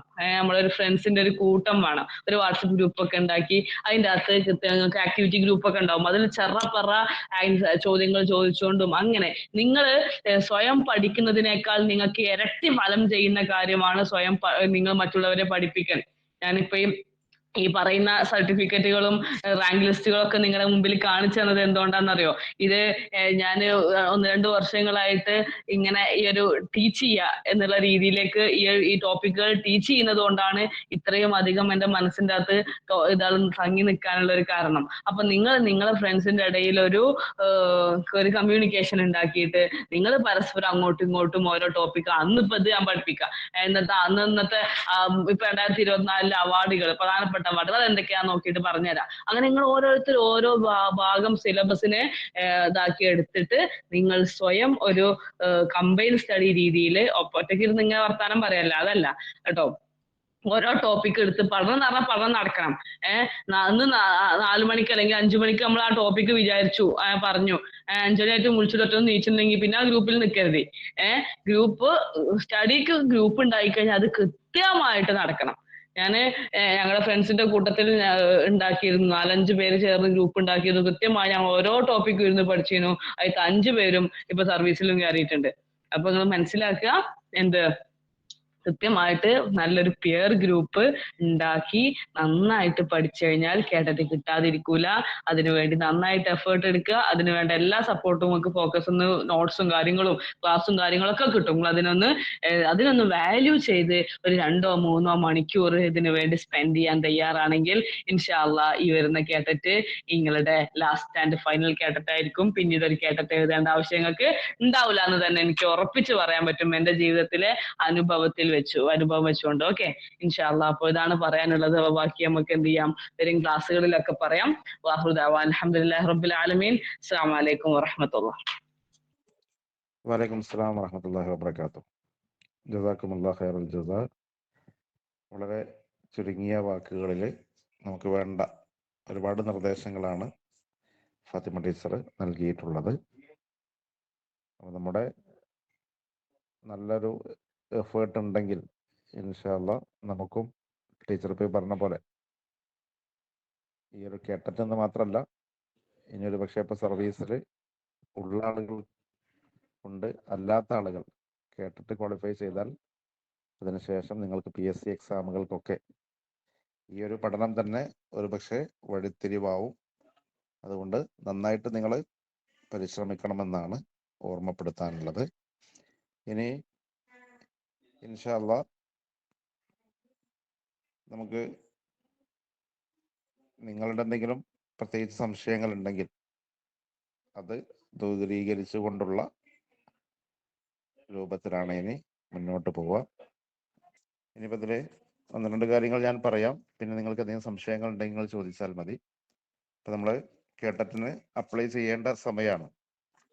കേട്ടിട്ട് അപ്ലൈ ചെയ്യുമ്പോൾ അതിന് മിനിമം യോഗ്യത എന്ന് പറയുന്നത് നമുക്കറിയാം. ഇപ്പോൾ ഉള്ള മിനിമം യോഗ്യത DLED ആണ് കേട്ടറ്റ് 4ന് വേണ്ടത്. അറബിക്കാർ എന്നുള്ളവർക്കാണ് പറയുന്നത്. നമുക്ക് അപ്ലൈ ചെയ്യാവുന്നത് കാറ്റഗറി 4ഉം കാറ്റഗറി 3യുമാണ്. അതിൽ കാറ്റഗറി 4 എന്ന് പറയുമ്പോൾ ജൂനിയർ ലാംഗ്വേജ് ടീച്ചറാണ്. അതിലിപ്പോൾ LP അതേപോലെ തന്നെ UP തസ്തികകളിലേക്ക്, ഈ 2 തലങ്ങളിലേക്കും നമുക്ക് കാറ്റഗറി 4 ആണ് വേണ്ടത്. ഇനി ഹൈസ്കൂൾ ടീച്ചർ ആവാൻ ആഗ്രഹിക്കുന്ന ആളുകൾക്കാണെങ്കിൽ അവർക്ക് കാറ്റഗറി 3 ആണ് വേണ്ടത്. അപ്പോൾ കാറ്റഗറി 3 എഴുതണമെങ്കിൽ അതിൻ്റെ യോഗ്യത എന്ന് പറയുന്നത് ഡിഗ്രിയാണ്. മിനിമം യോഗ്യത ഡിഗ്രിയാണ്. അപ്പോൾ ഡിഗ്രി ഉള്ള ആളുകൾക്കാണ് കാറ്റഗറി 3 എഴുതാൻ പറ്റുക. എന്ന് വെച്ചാൽ അറബിക്കിൽ ഒന്നുകിൽ BA അറബിക്ക്, അതല്ലെങ്കിൽ അഫ്ദലുൽ ഉലമ അറബിക്കുള്ള ആളുകൾ, ഡിഗ്രി ഉള്ള ആളുകൾക്കും B.Ed എടുത്ത ശേഷം അവർക്ക് എന്ത് ചെയ്യാം, കാറ്റഗറി 3 എഴുതാം. അപ്പോൾ B.Ed ആണ് മിനിമം യോഗ്യത, ഏത് കാറ്റഗറി 3 എഴുതേണ്ട ആളുകൾ. ഇതാണ് ഇപ്പോൾ ഉള്ള യോഗ്യത എന്ന് പറയുന്നത്. എന്നാൽ മുമ്പ് കേട്ടറ്റ് എഴുതാനുള്ള മിനിമം യോഗ്യത എന്ന് പറയുന്നത് ഒന്ന് പ്രിലിമിനറി അഥവാ അഫ്ദലുൽ ഉലമ പ്രിലിമിനറി, അതേപോലെ തന്നെ ഇനി അതല്ലെങ്കിൽ അഫ്ദലുൽ ഉലമ ഡിഗ്രി കഴിഞ്ഞ ആളുകൾ, അഫ്ദലുൽ ഉലമ ഡിഗ്രി കഴിഞ്ഞ ആളുകൾ, ഇനി അതല്ല BA അറബിക്ക് എടുത്ത ആളുകൾ, ഇനി അതുമല്ല ഏതെങ്കിലും ഡിഗ്രി എടുത്തു എന്നിട്ട് അവരെന്ത് ചെയ്തു MA അറബിക്ക് എടുത്തിട്ടുണ്ടെങ്കിൽ അവർക്കും എന്ത് ചെയ്യാം, കേട്ടിട്ട് എഴുതാം. പിന്നെ ഇനി ഇതൊന്നുമല്ലെങ്കിൽ ഫസ്റ്റ് ലാംഗ്വേജ് അറബിക്കോട് കൂടിയിട്ട് SSLC പാസ്സായ ആളുകൾ, എന്ന് വെച്ചാൽ ഓറിയന്റൽ SSLC ഉള്ള ആളുകൾ, പിന്നെ +2 പാർട്ട് 3 അറബിക്ക് എടുത്ത ആളുകൾ, എന്ന് വെച്ചാൽ ഓപ്ഷണലായി അറബി എടുത്ത് പഠിച്ച ആളുകൾ ഉണ്ടാവും, അവർക്കും കേട്ടിട്ട് എഴുതാം. ഇതായിരുന്നു മുമ്പുള്ള യോഗ്യത എന്ന് പറയുന്നത്. അപ്പൊ ഇപ്പോൾ DLED നിർബന്ധമാക്കിയ സാഹചര്യത്തിൽ അതിൽ നിന്ന് ഒഴിവാക്കപ്പെട്ട ആളുകളുണ്ട്. എന്ന് വെച്ചാൽ 2019 ജൂണിന് മുമ്പ് ഈ പറയപ്പെട്ട യോഗ്യതകൾക്ക് എന്താണ് പറയുക, അഡ്മിഷൻ എടുത്ത ആളുകളാണെങ്കിൽ, ഉദാഹരണമായിട്ട് ഒരാൾ പ്രിലിമിനറിക്ക് അഡ്മിഷൻ എടുത്തത് 2019 ജൂണിന് മുമ്പാണ്. അവര് കംപ്ലീറ്റ് ചെയ്തത് ഒരു പക്ഷേ ചിലപ്പോൾ 2022-ലോ 2023-ലോ ഒക്കെ ആയിരിക്കും. പക്ഷെ 2019 മുമ്പ് അഡ്മിഷൻ എടുത്ത ആളുകളാണെങ്കിലും അവരെയും എന്ത് ചെയ്തിട്ടുണ്ട്, ഈ ഒരു DLED എന്ന ക്വാളിഫിക്കേഷനിൽ നിന്ന് ഒഴിവാക്കിയിട്ടുണ്ട്. എന്ന് വെച്ചാൽ അവർക്ക് എന്ത് ചെയ്യാം, കേട്ടിട്ട് എഴുതാം. അപ്പൊ 2019 മുമ്പ് ഈ പറയപ്പെട്ട ഓറിയന്റൽ SSLCയോ അല്ലെങ്കിൽ പ്രിലിമിനറിയോ ഇനി അഫ്ദുൽ ഉലമ ഡിഗ്രിയോ BA അറബിക്കോ അതേപോലെ തന്നെ +2 പാർട്ട് 3 അറബിക്കോ ഒക്കെ നേടിയ ആളുകളാണെങ്കിൽ അവർക്ക് DLED നിർബന്ധമല്ല.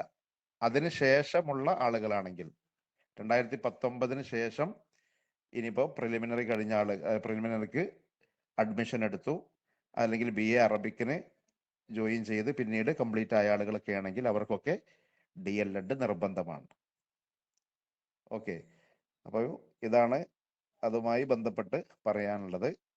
പിന്നെ അതേപോലെ തന്നെ കേരള ഗവൺമെന്റ് നടത്തി വന്നിരുന്ന അറബിക് അധ്യാപകരാവാൻ ഉദ്ദേശിക്കുന്ന ആളുകൾക്ക് വേണ്ടി നടത്തിയിരുന്ന ചില എക്സാമുകൾ ഉണ്ടായിരുന്നു. ഇപ്പൊ അറബിക് മുൻഷീസ് എക്സാം എന്ന് പറഞ്ഞിട്ട് എക്സാം, അതേപോലെ തന്നെ കേരള കാലിക്കറ്റ് യൂണിവേഴ്സിറ്റികളൊക്കെ എൻട്രൻസ് എക്സാമിനേഷൻ നടത്തിയിരുന്നു. ഇതേപോലെ അറബിക് അധ്യാപകരാകാൻ ആഗ്രഹിക്കുന്ന ആളുകൾക്ക് വേണ്ടിയിട്ട് നടത്തിയിരുന്ന എക്സാം ആയിരുന്നു.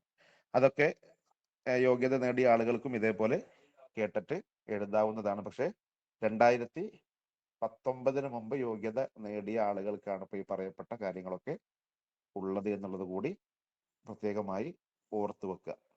ഇനി കേട്ടിട്ട് അപേക്ഷിക്കുന്ന സമയത്ത് ശ്രദ്ധിക്കാനുള്ളത്, 2 രൂപത്തിലുള്ള ആളുകൾ ഉണ്ടാവും. ഒരുപക്ഷെ ചിലപ്പോൾ കേട്ടിട്ട് 3 മാത്രം എഴുതുന്ന ആളുകൾ ഉണ്ടാവും, അതേപോലെ കേട്ടിട്ട് 4 മാത്രം എഴുതുന്നവരുണ്ടാവും, പിന്നെ 2ഉം എഴുതുന്ന ആളുകളുണ്ടാവും. കേട്ടിട്ട് 3ഉം 4ഉം എഴുതുന്ന ആളുകളുണ്ടാവും. അപ്പൊ അപ്ലൈ ചെയ്യുന്ന സമയത്ത് ശ്രദ്ധിക്കാനുള്ള എന്താണെന്ന് വെച്ചാൽ, 2നും കൂടി അപ്ലൈ ചെയ്യുന്ന ആളുകൾ അത് അപ്ലൈ ചെയ്യുന്ന സമയത്ത് ആദ്യം തന്നെ സെലക്ട് ചെയ്യുമ്പോൾ കാറ്റഗറി 3ഉം 4ഉം ഒന്നിച്ച് സെലക്ട് ചെയ്യണം എന്നുള്ളത് ശ്രദ്ധിക്കുക.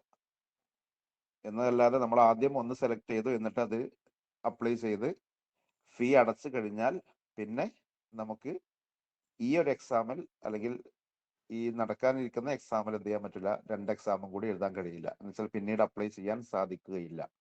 അപ്പോൾ 2ഉം കൂടെ എഴുതാൻ ആഗ്രഹിക്കുന്ന ആളുകൾ നിങ്ങൾ അപ്ലൈ ചെയ്യുന്ന സമയത്ത് തന്നെ ആദ്യം തന്നെ ഇത് 2ഉം ചൂസ് ചെയ്യാൻ ശ്രദ്ധിക്കണമെന്ന് പ്രത്യേകം ഓർമ്മപ്പെടുത്തുകയാണ്. എന്ന് വെച്ചാൽ അപ്പോൾ 500 + 500 1000 രൂപ അടക്കാനായിരിക്കും നമുക്കവിടെ പിന്നെ അവസാന സമയത്ത് പേയ്മെന്റ് ഡീറ്റെയിൽസ് സമയത്ത് വരിക. ഓക്കെ, ഇനി അപ്ലൈ ചെയ്യാൻ ഏറ്റവും നല്ലത്, നമുക്കൊക്കെ ഒരു പക്ഷേ സ്വന്തമായി അപ്ലൈ ചെയ്യാൻ സാധിക്കുന്ന ആളുകൾ ഉണ്ടാവും. എന്നാൽ കൂടുതലൊന്നും അറിയാത്ത ആളുകളാണെങ്കിൽ ഏറ്റവും നല്ലത്, നമ്മളിപ്പോ അടുത്ത് അക്ഷയ സെന്ററുകൾ ഉണ്ടാവും. അക്ഷയ സെന്ററുകളിലേക്ക് പോകുന്ന സമയത്ത് എന്ത് ചെയ്യാന്ന് വെച്ചാൽ, ഒന്ന് നമ്മുടെ ID പ്രൂഫ് കയ്യിൽ കരുതുക.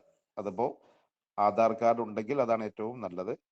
അതല്ല എങ്കിൽ ലൈസൻസോ അതേപോലെ തന്നെ പാൻ കാർഡോ അത് അല്ലെങ്കിൽ നമ്മുടെ പിന്നെ പാസ്പോർട്ടോ അങ്ങനെ ഏതെങ്കിലും ഫോട്ടോ പതിച്ച ID പ്രൂഫ് കയ്യിൽ കരുതുക. അതുപോലെ നമ്മുടെ ഫോട്ടോ ഒന്ന് കയ്യിൽ കരുതണം. പിന്നെ നമ്മുടെ ക്വാളിഫിക്കേഷൻ സർട്ടിഫിക്കറ്റ് അതും കയ്യിൽ കരുതുക.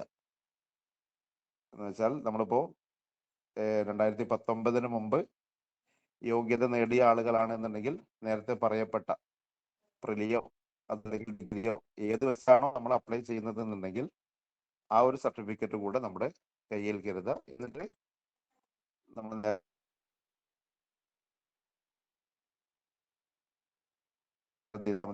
അക്ഷയ സെന്ററിൽ പോയിട്ട് അപ്ലൈ ചെയ്യുകയായിരിക്കും ഏറ്റവും ബെറ്റർ എന്നുള്ളതാണ് എല്ലാവരോടും ഓർമ്മപ്പെടുത്താനുള്ളത്. എന്നാ നമുക്ക് സുഖമായിരിക്കും. ഇപ്പോ ഫോട്ടോ അപ്ലോഡ് ചെയ്യാൻ അതിന് പ്രത്യേകമായൊരു നിബന്ധന പറയും. ഇത്ര പിന്നെ MB ഉള്ള ഫോട്ടോ ആയിരിക്കണം, അതേപോലെ തന്നെ അതിന്റെ അളവ് വീതിയും നീളവും ഇത്ര ആയിരിക്കണം എന്ന് കണ്ടീഷൻ ഉണ്ടാവും. അത് അതേപോലെ കേട്ടറ്റിനും പറയുന്നുണ്ട്. അപ്പോൾ അതൊക്കെ നമുക്ക് ഓൾറെഡി റെഡിയാക്കി വെച്ച് അപ്ലൈ ചെയ്യാൻ കഴിവുള്ള ആളുകളാണെങ്കിൽ പ്രശ്നമൊന്നുമില്ല, നമുക്ക് പെട്ടെന്ന് അപ്ലൈ ചെയ്യാൻ പറ്റും. അത്ര വലിയൊരു റിസ്ക് ഒന്നുമില്ല അപ്ലൈ ചെയ്യാൻ. സിമ്പിളായ രൂപത്തിൽ തന്നെ നമുക്ക് അപ്ലൈ ചെയ്യാവുന്നതാണ്. കേട്ടറ്റ് പിന്നെ അപ്ലിക്കേഷൻ എന്നടിച്ചാൽ തന്നെ, നെറ്റിൽ അടിച്ചാൽ തന്നെ നേരെ നമുക്ക് പരീക്ഷാ ഭവന്റെ ആ സൈറ്റിലേക്ക് പോകാൻ കഴിയും. അവിടെ നേരെ ഓൺലൈൻ രജിസ്ട്രേഷൻ എന്ന് കാണാം. അതിലൂടെ നമുക്ക് സിമ്പിളായിട്ട് അപ്ലൈ ചെയ്യാവുന്നതേ ഉള്ളൂ. പക്ഷേ ഈ പറയുന്ന ചെറിയ സാങ്കേതികമായ രൂപത്തിലുള്ള കഴിവുകൾ ഇല്ലാത്ത ആളുകളാണെങ്കിൽ ഏറ്റവും നല്ലത് ഒരു അക്ഷയ സെന്ററിലേക്ക് പോകുന്നതായിരിക്കും എന്നാണ് പറയാനുള്ളത്. കാരണം പലപ്പോഴും സംഭവിക്കാറുള്ളത്, പലർക്കും അബദ്ധം സംഭവിക്കാറുണ്ട്. ഞാൻ പറഞ്ഞല്ലോ, നമ്മളിപ്പോ ഏതെങ്കിലും ഒന്ന് സെലക്ട് ചെയ്തു, കാറ്റഗറി 4 സെലക്ട് ചെയ്തു. ഇനി അബദ്ധവശാൽ നമ്മൾ ആ സെലക്ട് ചെയ്തത് കാറ്റഗറി 1 അല്ലെങ്കിൽ 2 ഒക്കെ ആയത് നമ്മൾ അറിഞ്ഞിട്ടില്ലെങ്കിൽ നമ്മളങ്ങനെ പിന്നെ ഫില്ല് ചെയ്ത് പോയി അവസാനം സബ്മിഷൻ കൊടുത്തു കഴിഞ്ഞാൽ പിന്നെ അത് തിരുത്താനൊന്നും കഴിയില്ല. അതല്ലെങ്കിൽ കാറ്റഗറി 4 മാത്രം അപ്ലൈ ചെയ്തു, പിന്നെ അതിലേക്ക് നമുക്ക് എന്ത് ചെയ്യണം, 3 കൂടി വേണ്ടിയിരുന്നു എന്ന് വിചാരിച്ചാൽ പിന്നെ നമുക്ക് അവിടെ അപ്ലൈ ചെയ്യാൻ കഴിയില്ല, ഫീ അടച്ചു കഴിഞ്ഞാൽ. അപ്പൊ അതുകൊണ്ട് തന്നെ നമുക്ക് തെറ്റാതെ അപ്ലൈ ചെയ്യാനൊക്കെ ഏറ്റവും നല്ലത് ഏതെങ്കിലും ഒരു അക്ഷയ സെന്ററിൽ പോകുന്നതായിരിക്കും എന്നാണ് ഓർമ്മപ്പെടുത്താനുള്ളത്. പിന്നെ ഈ പറഞ്ഞ പോലെ OBC അല്ലെ, നമ്മുടെ OBC വിഭാഗത്തിൽപ്പെട്ട ആളുകളായിരിക്കും മിക്കവാറും അപ്ലൈ ചെയ്യുന്ന അറബിക്ക് എഴുതുന്ന ആളുകളൊക്കെ. അപ്പൊ അതും നമ്മൾ കൊടുക്കാൻ മറക്കരുത്. അവിടെ പ്രത്യേകമായിട്ട് ഓപ്ഷൻ ഉണ്ടാവും, OBC വിഭാഗത്തിൽപ്പെട്ട ആളുകളാണോ അതല്ല ജനറൽ കാറ്റഗറി ആണോ എന്നുള്ളത്. അപ്പോൾ ജനറൽ കാറ്റഗറിയിൽ നമുക്ക് കൊടുക്കാവുന്നതാണ്. പക്ഷെ എന്താണെന്ന് വെച്ചാൽ നമുക്കറിയാം റിസൾട്ടിൽ മാറ്റം ഉണ്ടാവും. അതായത് ജനറൽ കാറ്റഗറിയിൽ ഉള്ള ആളുകളാണ് എങ്കിൽ അവർക്കുള്ള പിന്നെ മിനിമം മാർക്ക് എന്ന് പറയുന്നത് 90 മാർക്കാണ്. OBC-കാർക്കാവട്ടെ 82 മാർക്ക് കിട്ടിയാൽ മതി പാസ്സാവാൻ. അപ്പൊ നമ്മൾ എന്ത് ചെയ്തു വെച്ചാൽ അപ്ലൈ ചെയ്തു, പക്ഷെ നമ്മൾ ജനറൽ കാറ്റഗറിയിലാണ് അപ്ലൈ ചെയ്തതെങ്കിൽ നമുക്ക് ചിലപ്പോൾ 84 മാർക്ക് കിട്ടിയിട്ടുണ്ടാവും, അല്ലെങ്കിൽ 88 മാർക്ക് കിട്ടിയിട്ടുണ്ടാവും. അപ്പൊ ആ സമയത്ത് നമ്മൾ വിചാരിക്കുകയാണെന്ത്, ഞാൻ OBC ആണല്ലോ, എനിക്ക് നോൺ ക്രിമിനൽ സർട്ടിഫിക്കറ്റ് ഉണ്ട്, അതേപോലെ തന്നെ ജാതി സർട്ടിഫിക്കറ്റ് ഉണ്ട്, അതുകൊണ്ട് ഞാൻ എന്തായാലും പാസ്സാവുമെന്ന് വിചാരിച്ച് നമ്മൾ സമീപിച്ചിട്ട് കാര്യമല്ല. കാരണം ആദ്യം തന്നെ എക്സാമിന് അപ്ലൈ ചെയ്യുന്ന സമയത്ത് തന്നെ അവിടെ നമ്മൾ OBC ആണ് എന്നുള്ളത് നൽകണം. സർട്ടിഫിക്കറ്റ് നമ്മളോട് അപ്ലോഡ് ചെയ്യൊന്നും വേണ്ട. എന്ന് വെച്ചാൽ ജാതി സർട്ടിഫിക്കറ്റ് ഒന്നും ഇപ്പോൾ അപ്ലോഡ് ചെയ്യേണ്ടതില്ല. മറിച്ച് അത് പിന്നീട് നമുക്ക് ആവശ്യം വരുന്നത് നമ്മൾ കേട്ടിട്ട് ക്വാളിഫൈ ചെയ്ത ശേഷം സർട്ടിഫിക്കറ്റ് വെരിഫിക്കേഷന്റെ സമയത്ത് മാത്രമേ നമ്മളവിടെ ജാതി സർട്ടിഫിക്കറ്റ് ഒക്കെ ഹാജരാക്കേണ്ടതുള്ളൂ. അതിപ്പോൾ തന്നെ റെഡിയാക്കി വെച്ചാൽ നല്ലതാണ്. ഇപ്പോൾ അപ്ലോഡ് ചെയ്യേണ്ട ആവശ്യമൊന്നുമില്ല എന്നർത്ഥം. ഓക്കെ, അപ്പോൾ ഇത്രയാണ് അടിസ്ഥാനപരമായിട്ട് പറയാനുള്ളത്. ഇനി നിങ്ങൾക്ക് എന്തെങ്കിലും പ്രത്യേകിച്ച് സംശയങ്ങൾ ഉണ്ടെങ്കിൽ ചോദിക്കാവുന്നതാണ്. പറയാനുള്ളത് പ്രധാനമായിട്ടും അപ്ലൈ ചെയ്യലും കാര്യങ്ങളൊക്കെ ഒരുപക്ഷെ നടന്നേക്കും.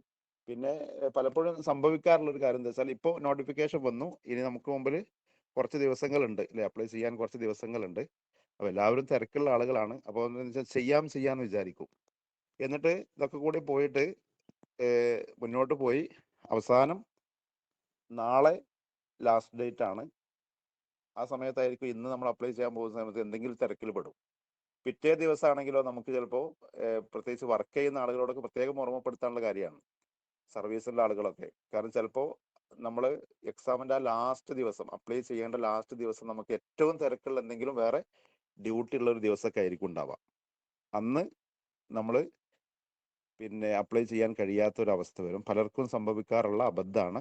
അപ്പോൾ അതുകൊണ്ട് ഇപ്പോൾ തന്നെ കഴിയുന്നതും നാളെ തന്നെ പോയിട്ട് എന്ത് ചെയ്യുക, അപ്ലിക്കേഷൻ പൂർത്തിയാക്കുക എന്നുള്ളത് എല്ലാവരും ശ്രദ്ധിക്കുക.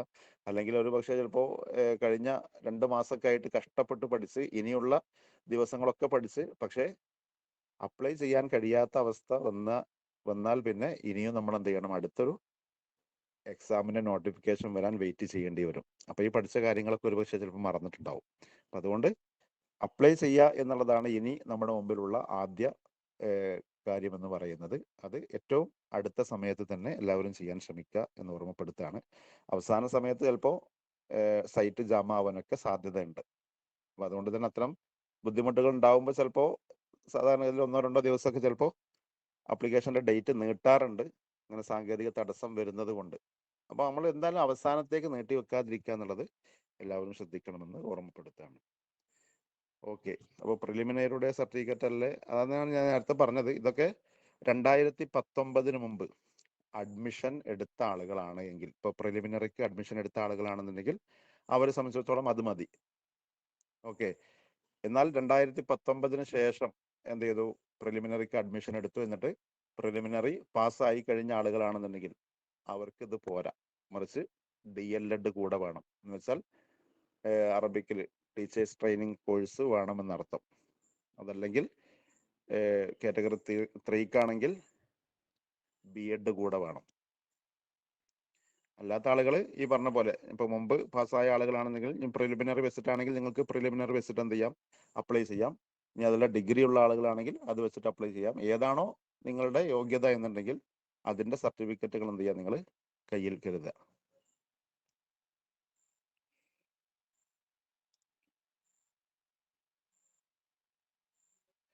സർവീസിലുള്ളവരുടെ കാര്യം വെച്ചാൽ എല്ലാവർക്കും ഇപ്പോൾ നമ്മൾ അപ്ലൈ ചെയ്യുന്ന ആദ്യ പേജിൽ തന്നെ, അതായത് നമ്മൾ പരീക്ഷാ ഭവന്റെ സൈറ്റിൽ ഇപ്പൊ കേട്ടറ്റ് 2026 എന്ന് അടിച്ചാൽ തന്നെ, ഇപ്പോൾ നമ്മൾ ഗൂഗിളിൽ ജസ്റ്റ് ഒന്ന് അടിച്ചാൽ തന്നെ നേരെ നമുക്ക് എക്സാമിന് അപ്ലൈ ചെയ്യാനുള്ള ലിങ്കിലേക്ക് പോകാൻ പറ്റും. അതായത് ആദ്യ പേജിൽ നമ്മൾ കയറി കഴിഞ്ഞാൽ അവിടെ ഓൺലൈൻ രജിസ്ട്രേഷൻ എന്ന് കാണാം. അത് നമ്മൾ നേരെ തുറന്നു കഴിഞ്ഞാൽ ഉടനെ അവിടെ കാണിക്കും സർവീസിലുള്ള ആളാണോ എന്നുള്ളത് പ്രത്യേകം ചോദിക്കുന്നുണ്ട്. അപ്പൊ നമ്മൾ എന്ത് ചെയ്താൽ മതി, ആ സർവീസിലുള്ള ആളാണ് എന്നുള്ള ഭാഗത്ത് നമ്മൾ ഓപ്ഷൻ തിരഞ്ഞെടുത്തു കഴിഞ്ഞാൽ പിന്നെ അതനുസരിച്ചാണ് നമുക്ക് അവിടെ ഫില്ല് ചെയ്യാണ്ടാവുക. വളരെ സിമ്പിൾ ആയിട്ട് തന്നെ നമുക്ക് അപ്ലൈ ചെയ്യാവുന്നതാണ്. എല്ലാവരും ടെൻഷൻ ആവേണ്ട ആവശ്യമൊന്നുമില്ല. നിങ്ങൾ ജസ്റ്റ് നോക്കിയാൽ തന്നെ കിട്ടും. പക്ഷേ ഞാൻ നേരത്തെ പറഞ്ഞ പോലെ നല്ലത് എന്താണെന്ന് വെച്ചാൽ നമുക്ക് ഏറ്റവും അടുത്തൊരു അക്ഷയ സെന്ററിലേക്ക് ഈ പറഞ്ഞ നമ്മുടെ ID പ്രൂഫ്, അതേപോലെ തന്നെ ഫോട്ടോ, പിന്നെ എന്ത് വെച്ചാണോ, ഏത് ക്വാളിഫിക്കേഷൻ വെച്ചാണോ നമ്മൾ അപ്ലൈ ചെയ്യുന്നതെങ്കിൽ ആ സർട്ടിഫിക്കറ്റുമായിട്ട് പോവുക. അതേപോലെ SSLC ബുക്കും അതും എല്ലാവരും ഒന്ന് കയ്യിൽ കരുതുക. എപ്പോഴാണ് എക്സാം? ഇതുവരെ തുടങ്ങിയിട്ടില്ല. സമയമുണ്ടോ? ഇന്ന് മുതൽ തുടങ്ങിയാൽ മതിയോ? തീർച്ചയായും ഇപ്പോൾ മുതൽ തുടങ്ങിയാൽ മതി. എക്സാമിന് ഇനിയും സമയമുണ്ട്. പക്ഷേ സമയമുണ്ട് എന്നുള്ളത് എന്താണെന്ന് വെച്ചാൽ ഒരു 4 മാസം മുമ്പ് പ്രിപ്പറേഷൻ ആരംഭിച്ച ആളുകളുണ്ട്, 2 മാസം മുമ്പ് തുടങ്ങിയ ആളുകളുണ്ട്, 1 മാസം മുമ്പ് തുടങ്ങിയ ആളുകളുണ്ട്, കഴിഞ്ഞ ആഴ്ച തുടങ്ങിയ ആളുകളുണ്ട്. അപ്പോൾ എത്ര മുമ്പ് നമ്മൾ തുടങ്ങിയാലും ഇനി എക്സാമിന് അടുപ്പിച്ച് തുടങ്ങിയാലും വേണ്ടത് എന്താണെന്ന് ചോദിച്ചാൽ നമ്മുടെ കേട്ടറ്റിന്റെ സിലബസ് പരമാവധി എത്ര നമുക്ക് കവർ ചെയ്യാൻ സാധിക്കോ അത്രയും നമ്മൾ കവർ ചെയ്യുക എന്നുള്ളതാണ് ഏറ്റവും പ്രധാനം. അപ്പോൾ അതിന് നമ്മൾ ഓരോരുത്തരും എന്ത് ചെയ്യാന്ന് വെച്ചാൽ പിന്നെ എത്ര നമുക്ക് സമയം ഉപയോഗപ്പെടുത്താൻ സാധിക്കും എന്നുള്ളത് നമ്മൾ ഓരോരുത്തരും ഷെഡ്യൂൾ പ്രകാരം ഉണ്ടാക്കാണ് വേണ്ടത്. നമ്മുടെ മുമ്പിൽ എത്ര സമയമുണ്ട് എന്നുള്ളതല്ല, ആ സമയം എങ്ങനെ നമ്മൾ ഉപയോഗപ്പെടുത്തുന്നു എന്നുള്ളതാണ്. അപ്പൊ അതുകൊണ്ട് ഞാൻ പറഞ്ഞത് ഇനിയും നമ്മുടെ മുമ്പിൽ സമയമുണ്ട്. പക്ഷേ ഇപ്പൊ സർവീസിലൊക്കെ ഉള്ള ആളുകളാണ്, അതല്ലെങ്കിൽ ജോലിയുള്ള ആളുകളാണെങ്കിൽ ഇനി മുതൽ പഠിച്ചാൽ മതിയോ എന്ന് ചോദിച്ചാൽ ഇനി മുതൽ പഠിച്ചാൽ മതിയെങ്കിലും അതിനനുസരിച്ച് നമ്മൾ സമയം ഉപയോഗപ്പെടുത്തണം. അപ്പോൾ പലർക്കും പറയാണ്ടാവുക, എനിക്ക് സ്കൂളിൽ ഇങ്ങനെ ഡ്യൂട്ടി ഉണ്ട്, ഞാൻ ജോലി ചെയ്യുന്ന സ്ഥലത്ത് ഇങ്ങനെയാണ്, അതേപോലെ തന്നെ ഞാൻ ജോലി ചെയ്യുന്നത് കഴിഞ്ഞ് വീട്ടിലെത്തിയാണെങ്കിൽ കുട്ടികളുണ്ട്, പിന്നെ കുടുംബിനിയാണ്, ഇങ്ങനെയൊക്കെ പലതും പറയാണ്ടാവും. പക്ഷേ ഇങ്ങനെയൊക്കെയാണെങ്കിലും നമ്മൾ എന്ത് ചെയ്യും, ഇതേ കാരണം ഇപ്പോൾ കേട്ടറ്റ് എക്സാം കഴിഞ്ഞാൽ അപ്പോൾ നമ്മൾ പറയുന്നത് എന്നാലും കുറച്ചൊക്കെ എനിക്ക് വേണമെങ്കിൽ ലീവ് എടുക്കായിരുന്നു അല്ലേ, കുറച്ച് എനിക്ക് ഞാൻ വർക്ക് ചെയ്യുന്നിടത്തുനിന്ന് കുറച്ച് എനിക്ക് വേണമെങ്കിൽ ലീവ് എടുക്കായിരുന്നു നമ്മൾ അപ്പം പറയും. ആ പറച്ചിൽ നമ്മൾ ഒഴിവാക്കിയിട്ട് എന്ത് ചെയ്യുക, ഇപ്പൊ തന്നെ എങ്ങനെ നമ്മൾ അഡ്ജസ്റ്റ് ചെയ്യാൻ കഴിയുമോ. ഇപ്പോൾ ഗവൺമെന്റ് അധ്യാപകരാണെങ്കിൽ ഒരുപക്ഷെ ചിലപ്പോൾ പിന്നെ നിങ്ങൾക്ക് കാഷ്വൽ ലീവ് എടുക്കാം. ഇനി അതല്ലാത്ത ലീവുകൾ തന്നെ ഇപ്പൊ ഏൺഡ് ലീവോ പിന്നെ മറ്റു ലീവുകളൊക്കെ നിങ്ങൾക്ക് എടുക്കാവുന്ന ലീവുകൾ ഉണ്ടാവും. അത് ഈ ഒരു കേട്ടറ്റ് നിങ്ങൾക്ക് ആവശ്യമുള്ളതാണെങ്കിൽ നിങ്ങൾക്ക് എന്തുകൊണ്ട് ലീവ് എടുത്തുകൂടാ, അതാണ് എനിക്ക് ചോദിക്കാനുള്ളത്. അതേപോലെ ഇനി അൺഎയ്ഡഡ് സ്ഥാപനങ്ങളിൽ പഠിപ്പിക്കുന്ന ആളുകൾ വെച്ചാൽ പിന്നെ ഏതെങ്കിലും മാനേജ്മെന്റ് സ്കൂളുകളിൽ പഠിപ്പിച്ചുകൊണ്ടിരിക്കുന്ന ആളുകൾ, ചെറിയ വേതനത്തോടു കൂടി പഠിപ്പിച്ചുകൊണ്ടിരിക്കുന്ന ആളുകളായിരിക്കും. വേതനം കുറവാണെങ്കിലും നമ്മൾ ലഭിക്കുന്ന ശമ്പളത്തോട് കൂറ് പുലർത്തണം, അത് പുലർത്തേണ്ട എന്നല്ല. എന്നാലും കുറച്ച് നമ്മളില്ലെങ്കിലും ആ സ്ഥാപനം മുന്നോട്ട് പോകുമെങ്കിൽ കുറച്ച് നമ്മൾ എന്ത് ചെയ്യണം, അവിടെയുള്ള അധ്യാപകരോടൊക്കെ പറഞ്ഞിട്ട് എനിക്ക് കുറച്ച് സമയം വേണം, അതുകൊണ്ട് കുറച്ച് എനിക്ക് അഡ്ജസ്റ്റ്മെന്റ് ചെയ്തു തരണം എന്ന് പറഞ്ഞാൽ തീർച്ചയായും നമുക്ക് അതിനനുസരിച്ച് അഡ്ജസ്റ്റ്മെന്റ് അവർ ചെയ്തു തരും. അതല്ലെങ്കിൽ എന്തെങ്കിലുമൊക്കെ കാരണം ഉണ്ടാക്കിയിട്ടെങ്കിൽ നമ്മൾ എന്ത് ചെയ്യണം, പഠനത്തിന് വേണ്ടിയിട്ട് നമ്മൾ സമയം കണ്ടെത്തേണ്ടി വേണമെന്നാണ് എല്ലാവരോടും ഓർമ്മപ്പെടുത്താനുള്ളത്. കാരണം കേട്ടിട്ട് നേടണോ അത് നമ്മൾ തന്നെ പഠിക്കണം. അതിലിപ്പോ എത്ര വലിയ നോട്ട്സോ അതേപോലെ തന്നെ ക്ലാസ്സുകളോ ലഭിച്ചിട്ടൊന്നും കാര്യമില്ല, അത് നമ്മൾ തന്നെ എന്ത് ചെയ്യണം, പഠിക്കണം. ഓക്കെ, നമ്മൾ ഇപ്പം കാറ്റഗറി 4-നകത്ത് നമ്മൾ ആദ്യം ഒരു 40 മാർക്കിൻ്റെ സൈക്കോളജി പെഡഗോജി വന്നല്ലോ, അത് ഏത് ഭാഷയിലായിരിക്കും? അറബിക്കിലാണോ അതോ മറ്റേതെങ്കിലും ഭാഷയിൽ? അല്ല, ഇംഗ്ലീഷിലും മലയാളത്തിലും. സോറി, ഓ 40 മാർക്കിൻ്റെത്. പിന്നെ പറയുന്നത് മലയാളമോ ഇംഗ്ലീഷോ നമുക്ക് സെലക്ട് ചെയ്യാം ഭാഷയിൽ. ആ അതെ അതെ. ഇനി മറ്റൊരു കേസ്, നമ്മുടെ കാറ്റഗറി 3 ഉള്ള ഒരാളിനെ സംബന്ധിച്ച് കാറ്റഗറി 4 ഒഴിവാകും LP UP സ്കൂളിൽ പഠിപ്പിക്കാൻ വേണ്ടി. ആ അതെ, സെറ്റപ്പ് അവർക്കത് വേണ്ടതില്ല എന്നുള്ളതാണ് ഇപ്പോൾ ഉള്ള നിയമം. കാറ്റഗറി 3 അടുത്താണ്. ശരി 3 ശരി, ഉള്ള ആളുകൾക്ക് 4 ആവശ്യമില്ല. ഇല്ലെന്നാണ് പറയപ്പെടുന്നത്. ഓക്കെ അതെ, സാർ. പക്ഷേ നിങ്ങൾക്ക് സാധിക്കുമെങ്കിൽ അതുകൂടെ എന്ത് ചെയ്യുക, എടുത്തിടുക. കാരണം കാറ്റഗറി 3 എഴുതുന്ന ഒരാളെ സംബന്ധിച്ചിടത്തോളം എന്തായിരുന്നാലും 4 വളരെ സിമ്പിൾ ആയിരിക്കും. കാറ്റഗറി 3 ക്വാളിഫൈ ചെയ്യുന്ന ഒരാൾക്ക് സിമ്പിളായി പാസ്സാകാവുന്നതാണ് കാറ്റഗറി 4 എന്ന് പറയുന്നത്. കാരണം നിയമം എപ്പോഴാണ് മാറുക എന്നറിയില്ല. ചിലപ്പോൾ LP സ്കൂളിൽ പഠിപ്പിച്ചുകൊണ്ടിരിക്കുന്ന ആൾക്ക് എന്തായിരുന്നാലും കാറ്റഗറി 4 തന്നെ ലഭിക്കണം എന്നിപ്പോൾ നാളെ നിയമം വന്നാൽ വരില്ല എന്നൊന്നും പറയാൻ പറ്റില്ല. കാരണം ഇപ്പോൾ മുമ്പൊന്നും ഇപ്പോൾ B.Ed ഉള്ള ആളുകളെ സംബന്ധിച്ചിടത്തോളം അവർക്ക് ഈ പറഞ്ഞ പിന്നെ ഹൈസ്കൂളിൽ പഠിപ്പിക്കായിരുന്നു, LP-യിലും UP-യിലും പഠിപ്പിക്കായിരുന്നു. ഇപ്പോൾ മുമ്പ് മറ്റേ TTC ഒക്കെ ഉള്ള ആളുകൾക്ക് അവർക്ക് മാത്രമായിരുന്നു LP-യിലും UP-യിലും പഠിപ്പിക്കാൻ പറ്റുക, ലാംഗ്വേജ് അല്ലാത്ത ആളുകൾക്ക്. അതേപോലെ ഇപ്പോൾ എന്ത് ചെയ്തു, ലാംഗ്വേജിലും വരുന്ന സാഹചര്യമാണുള്ളത്. എന്ന് വെച്ചാൽ B.Ed ഉള്ള ആളുകളാണെങ്കിലും അവർക്ക് എന്ത് ചെയ്യാം, ഹൈസ്കൂളിൽ പഠിപ്പിക്കാം. ഇനി DL.Ed ഉള്ള ആളുകൾക്കായിരിക്കും എന്ത് ചെയ്യുക, LP-യിലും UP-യിലും പഠിപ്പിക്കാൻ പറ്റുക. അവർക്കൊരു പക്ഷേ പിന്നെ B.Ed ഉണ്ടെങ്കിലും.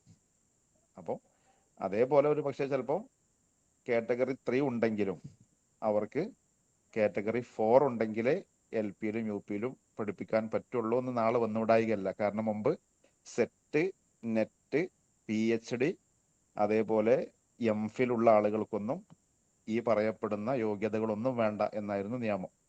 അവിടുന്നാണ് ഇപ്പം എന്ത് ചെയ്തത്, നെറ്റ് സെറ്റൊക്കെ ഉള്ള ആളുകളാണെങ്കിലും അവർക്ക് ഇപ്പം എന്ത് ചെയ്യണം, കേട്ടറ്റ് വേണം എന്ന നിയമം വന്നത്. അപ്പോൾ ഞാൻ പറഞ്ഞതെന്ന് വെച്ചാൽ കാറ്റഗറി 3 ക്വാളിഫൈ ചെയ്യാൻ സാധിക്കുന്ന ഒരാളാണോ അയാളെ സംബന്ധിച്ചിടത്തോളം സിമ്പിളായിട്ട് പാസ്സാകാവുന്നതാണ് കാറ്റഗറി 4 എന്ന് പറയുന്നത്. കാരണം പ്രത്യേകിച്ച് വേറൊന്നും പഠിക്കാനൊന്നുമില്ല അവിടെ, ഒന്നുകൂടി എളുപ്പമായിരിക്കും. സർ, LP പഠിപ്പിക്കുന്നവർ കാറ്റഗറി 4 മാത്രം സെലക്ട് ചെയ്താൽ പോരെ? B.Ed ഉണ്ടെങ്കിൽ നിങ്ങൾ കാറ്റഗറി 3 കൂടെ സെലക്ട് ചെയ്തോളൂ. അതുകൊണ്ടായിട്ട് പ്രത്യേകിച്ച് നഷ്ടമൊന്നുമില്ല. എന്ന് വെച്ചാൽ ഒരു എക്സാം എഴുതുന്ന സമയവും ഒരു 500 രൂപ എക്സാം ഫീയേ പോവുള്ളൂ. രണ്ടും ഒന്നിച്ച് അപ്ലൈ ചെയ്യണമെന്ന് ഫോറും ഫീയും. B.Ed ഉണ്ടെങ്കിൽ നിങ്ങൾക്ക് അപ്ലൈ ചെയ്യാം. ഡിഗ്രിയേ ഉള്ളൂ. എന്നാ പിന്നെ അതിനെ കുറിച്ച് ആലോചിക്കേ വേണ്ട, 4 മാത്രം എഴുതിയാൽ മതി. സാർ, ആപ്ലിക്കേഷന്റെ സമയത്ത് മീഡിയം സെലക്ട് ചെയ്യാൻ ചോദിക്കുന്നു. ഏതിലാണ്, കാറ്റഗറി 4-ലാണോ? കാറ്റഗറി 4. അപ്പോൾ കാറ്റഗറി 4-ലാണ് എന്നുണ്ടെങ്കിൽ അവിടെ നിങ്ങൾക്ക് പിന്നെ മീഡിയം സെലക്ട് ചെയ്യാന്ന് പറയുമ്പോൾ മലയാളം ഇംഗ്ലീഷിലാണോ അല്ലേ? കാറ്റഗറി 3-ലും ചോദിക്കുന്നുണ്ട് സെയിം ചോദ്യം. അപ്പൊ അത് രണ്ടാണെങ്കിലും നമ്മുടെ ഇതായിരിക്കും, ഇംഗ്ലീഷ് ആണോ മലയാളാണോ നമ്മൾ തിരഞ്ഞെടുക്കുന്നത് എന്നുള്ളതായിരിക്കും. അത് ക്ലിയർ ആവണായിരുന്നു. നേരത്തെ ഒരു ഗ്രൂപ്പിൽ കണ്ടതാണ്. അത് കോമൺ ആയിട്ട് ചോദിക്കുന്നതാണോ അല്ല നമ്മുടെ പാർട്ട് 2 മാത്രമായിട്ട് ചോദിക്കുന്നതാണോ എന്നറിയില്ല ആപ്ലിക്കേഷന്റെ സമയത്ത്. പാർട്ട് 2 ഉദ്ദേശിച്ചിട്ടായിരിക്കും അത് ചോദിക്കുന്നുണ്ടാവുക. കാരണം അതിലിപ്പോ ഇത് മാത്രമല്ല, കന്നഡ ഉണ്ടാവും, അതേപോലെ തമിഴ് ഉണ്ടാവും. അല്ല, പാർട്ട് 2 ഇപ്പൊ നമ്മള് കേട്ടിട്ട് 4 എഴുതുന്നവർക്ക് തന്നെ പാർട്ട് 2 ഇംഗ്ലീഷും ഓപ്റ്റ് ചെയ്യാം. ഇംഗ്ലീഷും മലയാളം ഓപ്റ്റ് ചെയ്യുന്നുണ്ടല്ലോ.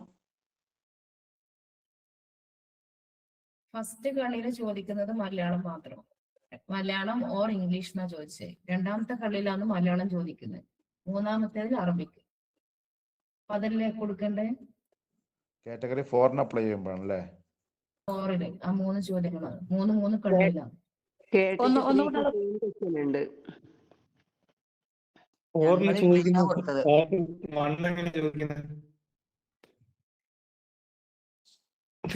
സൈക്കോളജിയും പെഡഗോഗിയും അറബിയോ 2 ഓപ്ഷൻ എടുക്കാനുണ്ടോ? കാറ്റഗറി 4-ല് ചോദിക്കണതേ മൂന്നാമത്തെ എന്താണെന്നറിയോ, അറബി, ഉറുദു, സംസ്കൃതം ഒക്കെ ഉണ്ട്. അതിൽ ഏതാ വേണ്ടത് എന്നാണ്. അപ്പൊ നമ്മൾ കാറ്റഗറി 4-കാർ അറബി കൊടുത്താ പോരെ? ഞാൻ ഇന്ന് കൊടുത്താൽ മതി. അപേക്ഷ കൊടുത്തു. ഒന്നാമത്തെ കളിയിൽ ചോദിക്കുന്നത് മലയാളം ഓർ ഇംഗ്ലീഷ്, രണ്ടാമത്തെ ആ, കളിയിൽ അവിടെ മലയാളം. അവിടെ ഒന്നാമത്തെ ഓപ്ഷനിൽ അവിടെ പിന്നെ സൈക്കോളജി നിങ്ങൾ ആയിരിക്കും മലയാളാണ്. എങ്ങനെ? അത് സൈക്കോളജി ആയിരിക്കൂലേ? മലയാളമാണോ ഇംഗ്ലീഷ് രണ്ടും ഒന്നിച്ച്? സൈക്കോളജി മലയാളത്തിലും ഇംഗ്ലീഷിലും ചോദ്യം വരുന്നതല്ലേ അത്? അല്ല, അത് അതല്ല അത് നമ്മൾ ആൻസർ ചെയ്യുമ്പോൾ ഒന്നാണ്. ഏതായാലും അവിടെ ഒന്നേ ഉണ്ടാവുള്ളൂ. മലയാളം അല്ലെങ്കിൽ ഇംഗ്ലീഷ് വിഷയം ഉണ്ടല്ലോ, അവിടെ ലാംഗ്വേജ്. അതെ, അത് സെലക്ട് ചെയ്യാനാണ് ഇവിടെ ചോദിക്കുന്നത്.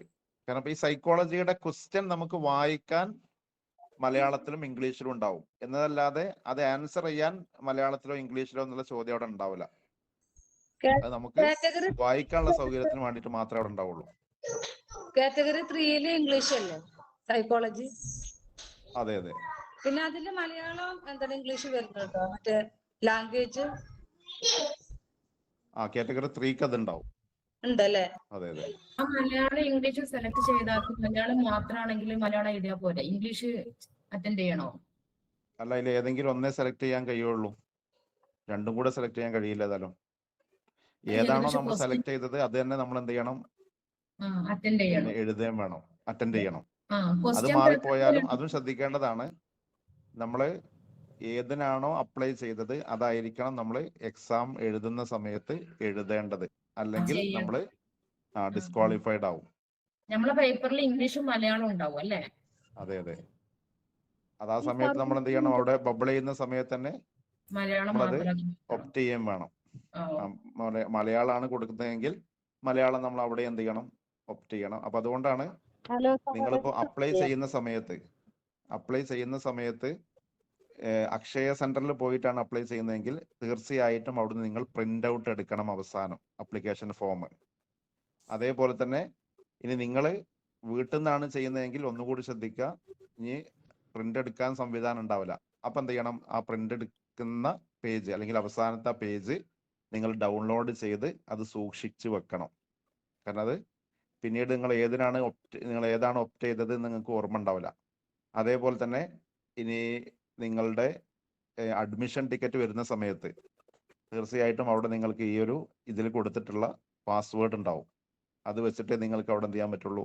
ആ അഡ്മിഷൻ ടിക്കറ്റ് എടുക്കാൻ കഴിയുള്ളൂ. അപ്പൊ അതിനൊക്കെ നിങ്ങൾക്ക് ഇത് ആവശ്യം ഉണ്ടാവും. അപ്പൊ അപ്ലൈ ചെയ്യുന്ന സമയത്ത് ഒന്നുകിൽ അത് പ്രിന്റ് ഔട്ട് എടുത്ത് വെക്കുക, അതല്ലെങ്കിൽ അതിന്റെ PDF നിങ്ങളുടെ ഫോണിലോ എവിടെ വെച്ചെങ്കിലും നിങ്ങൾ എന്ത് ചെയ്യുക? സൂക്ഷിച്ചു വെക്കുക. മലയാളം ഇംഗ്ലീഷ് വരുന്നിടത്ത് നമ്മൾ ഏതാ ഓപ്റ്റ് ചെയ്യേണ്ടത്? നമുക്ക് അത് സൈക്കോളജി ആണോ ചോദിക്കുന്നത്? അല്ല, സൈക്കോളജി അല്ല, അപ്പൊ അത് നമ്മള് നമ്മുടെ മലയാളം ലാംഗ്വേജ്. ലാംഗ്വേജ് ആണ് ചോദിക്കുന്നത്. അപ്പൊ മലയാളം അതെ അതെ എടുക്കുന്നവർ മലയാളം ഓപ്റ്റ് ചെയ്യണം, ഇംഗ്ലീഷ് ആണ് ഇംഗ്ലീഷ്. അതെ. പിന്നെ അവിടെ 3 കോളം വരുന്നു, പിന്നെ സെക്കൻഡ് കോളത്തിൽ മലയാളം വരുന്നു എന്നാണ്. അപ്പൊ അവിടെ നമ്മൾ എന്താ മലയാളം തന്നെ കൊടുക്കുക? അവിടെ മലയാളം മാത്രമാവില്ല. അവിടെ സർവീസിലുള്ളവർക്ക് ഒരു പ്രത്യേക ഒരു ഓപ്ഷൻ ഇതിൽ കാണുന്നില്ല. ഉണ്ട്, ഫസ്റ്റ് പേജിൽ തന്നെ ഉണ്ടാവും. അപ്ലൈ ചെയ്യാനുള്ള അപ്ലിക്കേഷൻ പേജ് നമ്മൾ തുറന്നു കഴിഞ്ഞാൽ ഉടനെ തന്നെ നമുക്കിത് കാണാം. സർവീസിലുള്ള ആളാണോ എന്ന് ചോദിക്കുന്നുണ്ട്. പെൻ നമ്പർ ചോദിക്കുന്നുണ്ട്, വർക്ക് ചെയ്യുന്ന സ്കൂൾ ചോദിക്കുന്നുണ്ട്, എയ്ഡഡ് ആണോ ഗവൺമെന്റ് ആണോ എന്നൊക്കെ ചോദിക്കുന്നുണ്ട്. അത് വെദർ എംപ്ലോയിഡ് ആണോ എന്നുള്ളത് യെസ് എന്ന് കൊടുത്താലേ ബാക്കിയുള്ളത് കാണുള്ളൂ. ബാക്കിയുള്ളത് കാണുള്ളൂ. യെസ്, അതെ അതെ. 4 രണ്ടാമത് വരുന്നത് മലയാളം തന്നെയാണ് ചൂസ് ചെയ്യേണ്ടത്? അല്ല, അതായത് ആദ്യം ഇംഗ്ലീഷ് ഓർ മലയാളം എന്നുള്ളതിൽ നിങ്ങൾ ഇംഗ്ലീഷാണ് ലാംഗ്വേജ് സെലക്ട് ചെയ്യുന്നതെന്നുണ്ടെങ്കിൽ നിങ്ങൾ അത് ചൂസ് ചെയ്യുക. അതല്ല മലയാളം ആണെങ്കിൽ മലയാളം ചൂസ് ചെയ്യാം. പിന്നെ രണ്ടാമത് വരുന്ന ഓപ്ഷനിൽ ഈ ഇംഗ്ലീഷ് മലയാളം മാത്രമല്ല ഉണ്ടാവുക. അവിടെ കാറ്റഗറി 4 എന്ന് പറയുന്നത് ഒന്നുകിൽ ലാംഗ്വേജ് അധ്യാപകർക്ക്, അതിപ്പോൾ ഈ പറഞ്ഞ അറബി, ഉറുദു, ഹിന്ദി, മലയാളം ഇതൊക്കെ പഠിപ്പിക്കുന്ന ആളുകൾക്ക്, അതേപോലെ തന്നെ മ്യൂസിക് ടീച്ചർ ആവുന്ന ആളുകൾക്ക്, ക്രാഫ്റ്റ് ടീച്ചർ ആവുന്ന ആളുകൾക്ക്, ഇവർക്കൊക്കെ വേണ്ടിയിട്ടാണ് ഈ കാറ്റഗറി 4 എന്ന് പറയുന്നത്. അപ്പൊ അതെല്ലാം ഉണ്ടാവും അതിൽ. അപ്പൊ സ്വാഭാവികമായിട്ട് നമ്മൾ അതിൽ അറബിക്കാണ് സെലക്ട് ചെയ്യേണ്ടത്. അവിടെ നമ്മൾ മലയാളം പോയി കൊടുക്കരുത്. മലയാളം പോയി കൊടുത്താൽ നമ്മൾ മലയാളത്തിൽ കാറ്റഗറി 4 എഴുതുന്ന ആളുകൾ എന്ന രൂപത്തിലായിരിക്കും ഉണ്ടാവുക. ഇതിലെ ഫസ്റ്റ് ഓപ്ഷനിലാ ടീച്ചർ ചോദിച്ചതല്ലേ, അതില് മലയാളം ഓർ ഇംഗ്ലീഷ് ബ്രാക്കറ്റിൽ മീഡിയം എന്നാണ്.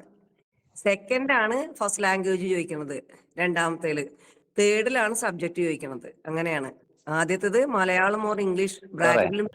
അതായത് കാറ്റഗറി 3 ഒഴികെ ബാക്കിയുള്ള 3 കാറ്റഗറിയിലും ഫസ്റ്റിൽ വരുന്നത് നമ്മുടെ മീഡിയമാണ്.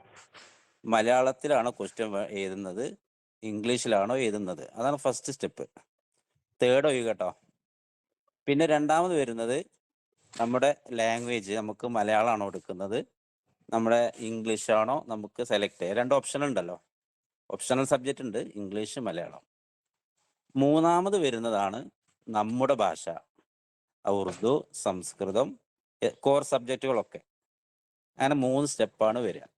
എന്നാൽ തേർഡ് വരുമ്പോൾ അവിടെ ഒന്നുമില്ല, അവിടെ ഒരു ലാംഗ്വേജും ഉള്ളൂ, ഇംഗ്ലീഷിലെ ചോദ്യം വരുള്ളൂ. അതുകൊണ്ട് ആ ചോദ്യം അവിടെ മീഡിയം ചോദ്യമല്ല, മീഡിയത്തിന്റെ ചോദ്യമല്ല, നമ്മുടെ ഫസ്റ്റ് ലാംഗ്വേജ്, അതായത് മലയാളം, ഇംഗ്ലീഷ്, അതാണ് നമ്മൾ സെലക്ട് ചെയ്യേണ്ടത്. താഴെ വരുന്നത് നമ്മുടെ സബ്ജക്റ്റ്, അറബി, ഉറുദു, സംസ്കൃതം ഏതാണോ അത്. അത്ര നല്ല, അതാണ് അതിലുള്ള വ്യത്യാസം. അപ്പൊ സൈക്കോളജി പേപ്പർ മലയാളത്തിൽ ചോദ്യാവലി ആഗ്രഹിക്കുന്ന ഒരാൾ സാർ എന്ത് ചെയ്യേണ്ടത്? അതിൽ മീഡിയം സെലക്ട് ചെയ്യാം. മീഡിയം ഫസ്റ്റ് തന്നെ മീഡിയം എന്നുണ്ടല്ലോ. അതായത് തേർഡിൽ ഓപ്ഷൻ ഇല്ല. തേർഡിൽ കാറ്റഗറി തേർഡിൽ ഒരു ഓപ്ഷനും ഇല്ല. നമുക്ക് ഇംഗ്ലീഷേ ഉള്ളൂ. അത് സൈക്കോളജി ഇംഗ്ലീഷേ ഉള്ളൂ. അതുകൊണ്ട് തേർഡിൽ ഒരു വിഷയമല്ല. തേർഡിൽ മീഡിയം ചോദിക്കുന്നില്ല. അവിടെ ചോദിക്കുന്നത് ഫസ്റ്റ് ലാംഗ്വേജ്, നിങ്ങൾ എടുക്കുന്നത് ഇംഗ്ലീഷ് ആണോ മലയാളമാണോ. അവിടെ ഓപ്ഷനിൽ 2 ഉണ്ടല്ലോ, നമുക്ക് ഇംഗ്ലീഷ് എടുക്കാം, മലയാളം എടുക്കാം, അതാണ് ചോദിക്കുന്നത്. പക്ഷെ 3 ഒഴികെയുള്ള ബാക്കി 1, 2, 4 കാറ്റഗറിയിൽ 3 സ്റ്റെപ്പ് വരും. ഒന്നാമത്തത് മീഡിയം, ഇംഗ്ലീഷ്, മലയാളം. രണ്ടാമത് നമ്മുടെ optional language, Malayalam, English. Psychology ആണോ എന്നുള്ളതല്ലേ സൈക്കോളജി? അതെ. അത് OMR കറുപ്പിക്കുമ്പോ മുകളിൽ നമ്മൾ ഏതാണോ ലാംഗ്വേജ് സ്വീകരിച്ചത് ആ ലാംഗ്വേജ് അവിടെ നമുക്ക് കറുപ്പിക്കാൻ പറ്റുള്ളൂ. നിങ്ങളിപ്പോ മീഡിയത്തിൽ മലയാളം കൊടുത്തിട്ട് നിങ്ങളുടെ OMR എന്ത് ചെയ്യാൻ പറ്റില്ല, ഇംഗ്ലീഷ് കറുപ്പിക്കാൻ പാടില്ല. നിങ്ങൾ മലയാളത്തിലേ എഴുതാൻ പാടുള്ളൂ.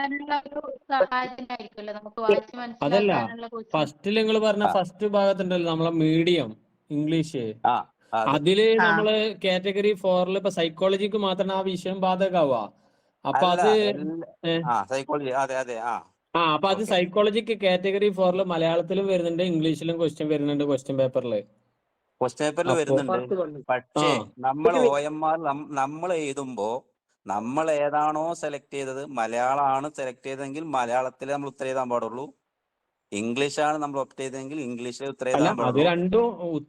കൊടുക്കണം, അങ്ങനെ എഴുതണം. അല്ലെങ്കിൽ അത് ക്യാൻസൽ, അത്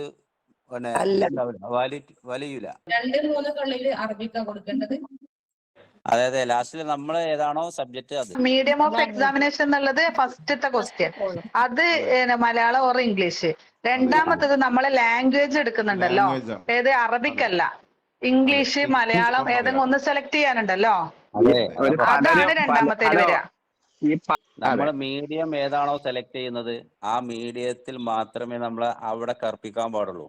ഏത് മുകളിൽ നമ്മള് OMRന്റെ മുകളിൽ ഉണ്ടാവും മലയാളം കറുപ്പിക്കാൻ ഉണ്ടാവും, ഇംഗ്ലീഷ് എന്നും 2 എഴുതിയിട്ട് അവിടെ കറുപ്പിക്കാൻ ഉണ്ടാവും. അപ്പൊ അത് നമ്മൾ എന്താണോ അപേക്ഷയിൽ കൊടുത്തത് അതേ അവിടെ കറുപ്പിക്കാൻ പാടുള്ളൂ. ഞാൻ നേരത്തെ പറഞ്ഞല്ലോ, ഇതിപ്പോ നമ്മൾ ഈ കാറ്റഗറി 4 എഴുതാവുന്നത് ഭാഷാ അധ്യാപകർ 1, പിന്നെ അതേപോലെ മ്യൂസിക്, ഈ പറയുന്ന ആളുകളൊക്കെ ഉള്ളത്. അപ്പൊ ഈ ഭാഷാ അധ്യാപകരില് കന്നഡ, അതേപോലെ തന്നെ തമിഴ്, ഇതൊക്കെ പഠിപ്പിക്കുന്ന ആളുകളും ഭാഷാ അധ്യാപകരാണ്. അപ്പൊ സ്വാഭാവികമായിട്ടും അവർക്ക് കന്നഡ അറിയും, അതേപോലെ തന്നെ തമിഴ് അറിയും. അപ്പൊ അതുകൊണ്ടാണ് ഇംഗ്ലീഷ് ഓർ മലയാളം, അല്ലെങ്കിൽ English or Tamil, English or Kannada എന്ന ഓപ്ഷൻ ഉള്ളത്. അപ്പൊ അതിൽ ഇംഗ്ലീഷ് ഓർ മലയാളം എന്നുള്ളതാണ് നമ്മളെല്ലാവരും തിരഞ്ഞെടുക്കേണ്ടത് ആദ്യ ഓപ്ഷൻ. പിന്നെ രണ്ടാമത്തേലാണ് ഈ പറഞ്ഞ ഇംഗ്ലീഷ്, അതേപോലെ തന്നെ മലയാളം. എന്ന് വെച്ചാൽ നമ്മൾ ഇപ്പോൾ ഓപ്ഷണൽ സബ്ജക്ട് അല്ല, പിന്നെ എന്താണ് പറയാ, ലാംഗ്വേജ് ആയിട്ട് നമ്മൾ തിരഞ്ഞെടുക്കുന്ന ഓപ്ഷൻ വരുന്നുണ്ടെങ്കിൽ മലയാളം കൊടുക്കുക, ഇംഗ്ലീഷ് ആണെന്നുണ്ടെങ്കിൽ ഇംഗ്ലീഷ് കൊടുക്കുക. പിന്നെ അടുത്തത് വരുന്നത് നമ്മൾ ഭാഷാ അധ്യാപകരായി നമ്മൾ തിരഞ്ഞെടുക്കുന്നത് അറബിക്കാണ്. അപ്പൊ അവിടെ മൂന്നാമത്തെ ഓപ്ഷനിൽ അവിടെ നമ്മൾ എന്ത് ചെയ്യുക, അറബിക്കും കൊടുക്കുക. ഇങ്ങനെയാണ് ഇവിടെ വരുന്നത്.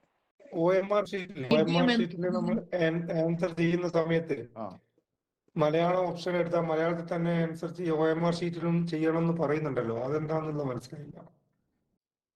അത് ഈ ലാംഗ്വേജ്. കന്നഡ മീഡിയത്തിൽ പഠിക്കുന്ന സ്കൂൾ ഉണ്ടാവില്ലേ, കന്നഡ മീഡിയം തമിഴ് മീഡിയം ഒക്കെ ഉള്ളിടത്ത് അറബി പഠിപ്പിക്കുന്നവർക്ക് അതെ നമ്മള് മലയാളം പറയുമ്പോൾ അവര് മലയാളവും അല്ല തമിഴും കന്നഡയും അല്ലേ ഉണ്ടാവുക. അതെ അതെ അതെ അതെ അപ്പൊ അവർക്ക് സൈക്കോളജി കന്നഡയിലോ നമ്മൾ മലയാളം എഴുതും പോലെ അതേപോലെ തമിഴിലോ എഴുതും. അതാണ് പാലക്കാട് അവർക്ക് കാസർഗോഡ് ഒക്കെ അതാണ്ടാവുക. ഉള്ളവരുണ്ട് അങ്ങനെ. അതെ പാർട്ട് 3 അല്ലേ പറയുന്നത്? അതല്ല അപ്പൊ നമ്മളത് നമ്മൾ രജിസ്റ്റർ ഫസ്റ്റ് നമ്മൾ മീഡിയം കാര്യങ്ങൾ ചെയ്യാനില്ലേ, അവിടെ മീഡിയം ചോദിക്കുമ്പോൾ നമ്മൾ മലയാളത്തിൽ കറുപ്പിക്കണം എന്നാണ് പറയുന്നത്. ഏറ്റവും യെസ് മുകളിൽ നമ്മൾ ഡീറ്റെയിൽസ് കൊടുക്കണോടത്ത്, അല്ലാണ്ട് ആൻസറിന്റെ കാര്യത്തിലല്ല അത് പറയണത്. അപ്പൊ നമ്മൾ മലയാളമാണോ മീഡിയം കൊടുത്തു വെച്ചെങ്കിൽ അവിടെ മലയാളത്തിൽ കറുപ്പിക്കണം. ലാംഗ്വേജ് അതെന്താണോ ഏറ്റവും മുകളിലുള്ള കുറെ നിർദ്ദേശങ്ങൾ ഉണ്ടാവില്ലേ, അതിലത്തെ കാര്യമാണ് പറയണത്. കാറ്റഗറി 3ക്ക് ഇങ്ങനെ വിഷയങ്ങളൊന്നും ഇല്ലല്ലോ. ഇല്ലല്ല കാറ്റഗറി 3 ആദ്യം ചോദിക്കുന്നില്ലേ മലയാളം അതെന്ത്? Or English? അത് പിന്നെ ഈ ലാംഗ്വേജ് സെലക്ട് ചെയ്യാനുള്ളത് മാത്രം. എന്ന് അതെ, അത് വെച്ചാൽ ഞാൻ അതെ ഇന്ന് ഇംഗ്ലീഷ് മലയാളം. വൈകുന്നേരം ചെയ്തു. ഇംഗ്ലീഷ് അതെ ആണ് കൊടുത്തത്. അതെ അതെ രണ്ടാമത്തത് അറബിക്ക്. ശരിയാണല്ലോ. ഉം. കാറ്റഗറി 3ന്റെ കാര്യം ക്ലിയർ ആയില്ല. നമുക്ക് സൈക്കോളജി ക്വസ്റ്റ്യൻ നമുക്ക് ഇംഗ്ലീഷിൽ തന്നെയാണല്ലോ ക്വസ്റ്റ്യൻ പേപ്പറിൽ വരുന്നത്. അതെ, അതല്ല, നമുക്ക് ഇംഗ്ലീഷ് ഓർ മലയാളത്തിൽ പരീക്ഷ എഴുതാന്ന് പറഞ്ഞല്ലേ ഇത് നമ്മൾ ലാംഗ്വേജ് സെലക്ട് ചെയ്യുമ്പോ. അതാണ് ഞാൻ ഉദ്ദേശിച്ചത്. അല്ല അല്ല അതുകൊണ്ട് അല്ല ഞാൻ സൈക്കോളജി ഇംഗ്ലീഷിലേ വരുള്ളൂ. പിന്നെ നമുക്ക് ഭാഷ ഒന്നിക്കല് മലയാളം അല്ലെങ്കിൽ ഇംഗ്ലീഷ് എന്നുണ്ടല്ലോ, അതെ 30 മാർക്കിന്. അത് നമുക്ക് മലയാളം എളുപ്പമെങ്കിൽ നമ്മൾ മലയാളം സെലക്ട് ചെയ്യുക. ഇനി ഇംഗ്ലീഷാണ് നമുക്ക് എളുപ്പമെങ്കിൽ നമ്മൾ ഇംഗ്ലീഷ് സെലക്ട് ചെയ്യുക. പിന്നെ ഈ 3യും 4ഉം അപ്ലൈ അതെ. ചെയ്യുന്നവര് 2 അപേക്ഷയാണോ അല്ല ഒറ്റ അപേക്ഷയിലാണോ ഇത് കൊടുക്കുന്നത്? ഒറ്റ അപേക്ഷ. അപ്പൊ ഇതെങ്ങനെ ഈ ഓപ്ഷൻ വരുന്നത്? ഫസ്റ്റിനെ സെലക്ട് ചെയ്യാണ്ടാവും. ഒരാളിപ്പം 4 എഴുതുന്നുണ്ടെങ്കിൽ 4ഉം ഓപ്റ്റ് ചെയ്യാനുള്ള ഓപ്ഷൻ ഉണ്ടാവും. പക്ഷെ നമുക്ക് 4ഉം പറ്റൂല. അപ്പോ കാറ്റഗറി 3യും 3ഉം 4ഉം 4ഉം ചെയ്യുന്നവര് എഴുതുന്ന ആളുകളാണെങ്കിൽ ഇപ്പം OBC മാത്രം എൻട്രി ചെയ്താൽ മതിയോ, അല്ലെങ്കിൽ നോൺ ക്രിമിലിയറിന്റെ നമ്പർ വേണമെന്നെല്ലാം പറയുന്നുണ്ട്. അങ്ങനെ ആർക്കെങ്കിലും സംഭവിച്ചിനോ? ഇല്ല, ഒന്നുമില്ല, അങ്ങനെ ഒന്നുമില്ല. മാത്രം. ഒന്നുമില്ല. നോൺ ക്രിമിനൽ സർട്ടിഫിക്കറ്റ് എപ്പോഴാണ് സാർ കൊടുക്കേണ്ടത്? അത് നമ്മൾ വെരിഫിക്കേഷന്റെ സമയത്താണ്. ഇപ്പൊ മുമ്പൊക്കെ Okay. ഞാനൊന്നും നോൺ ക്രിമിനൽ സർട്ടിഫിക്കറ്റ് ഉണ്ടാക്കിയിരുന്നില്ല. അന്ന് SSLC ബുക്ക് മതിയായിരുന്നു. പക്ഷെ ഇപ്പൊ നമ്മൾ എന്താ ചെയ്യുക, ഏറ്റവും ബെറ്റർ നോൺ ക്രിമിനൽ സർട്ടിഫിക്കറ്റ് ഇപ്പൊ തന്നെ ഉണ്ടാക്കി വെക്കുന്നതായിരിക്കും നല്ലത്. അങ്ങനെ പറഞ്ഞു, അവര് പറഞ്ഞു. അതെ, കാരണം ഏത് അക്ഷയാന്ന് പറഞ്ഞു എക്സാമിനാണെങ്കിലും നിങ്ങൾ ഫ്രീ ഉള്ള സമയത്ത് വന്നോളൂ എന്ന് പറഞ്ഞു.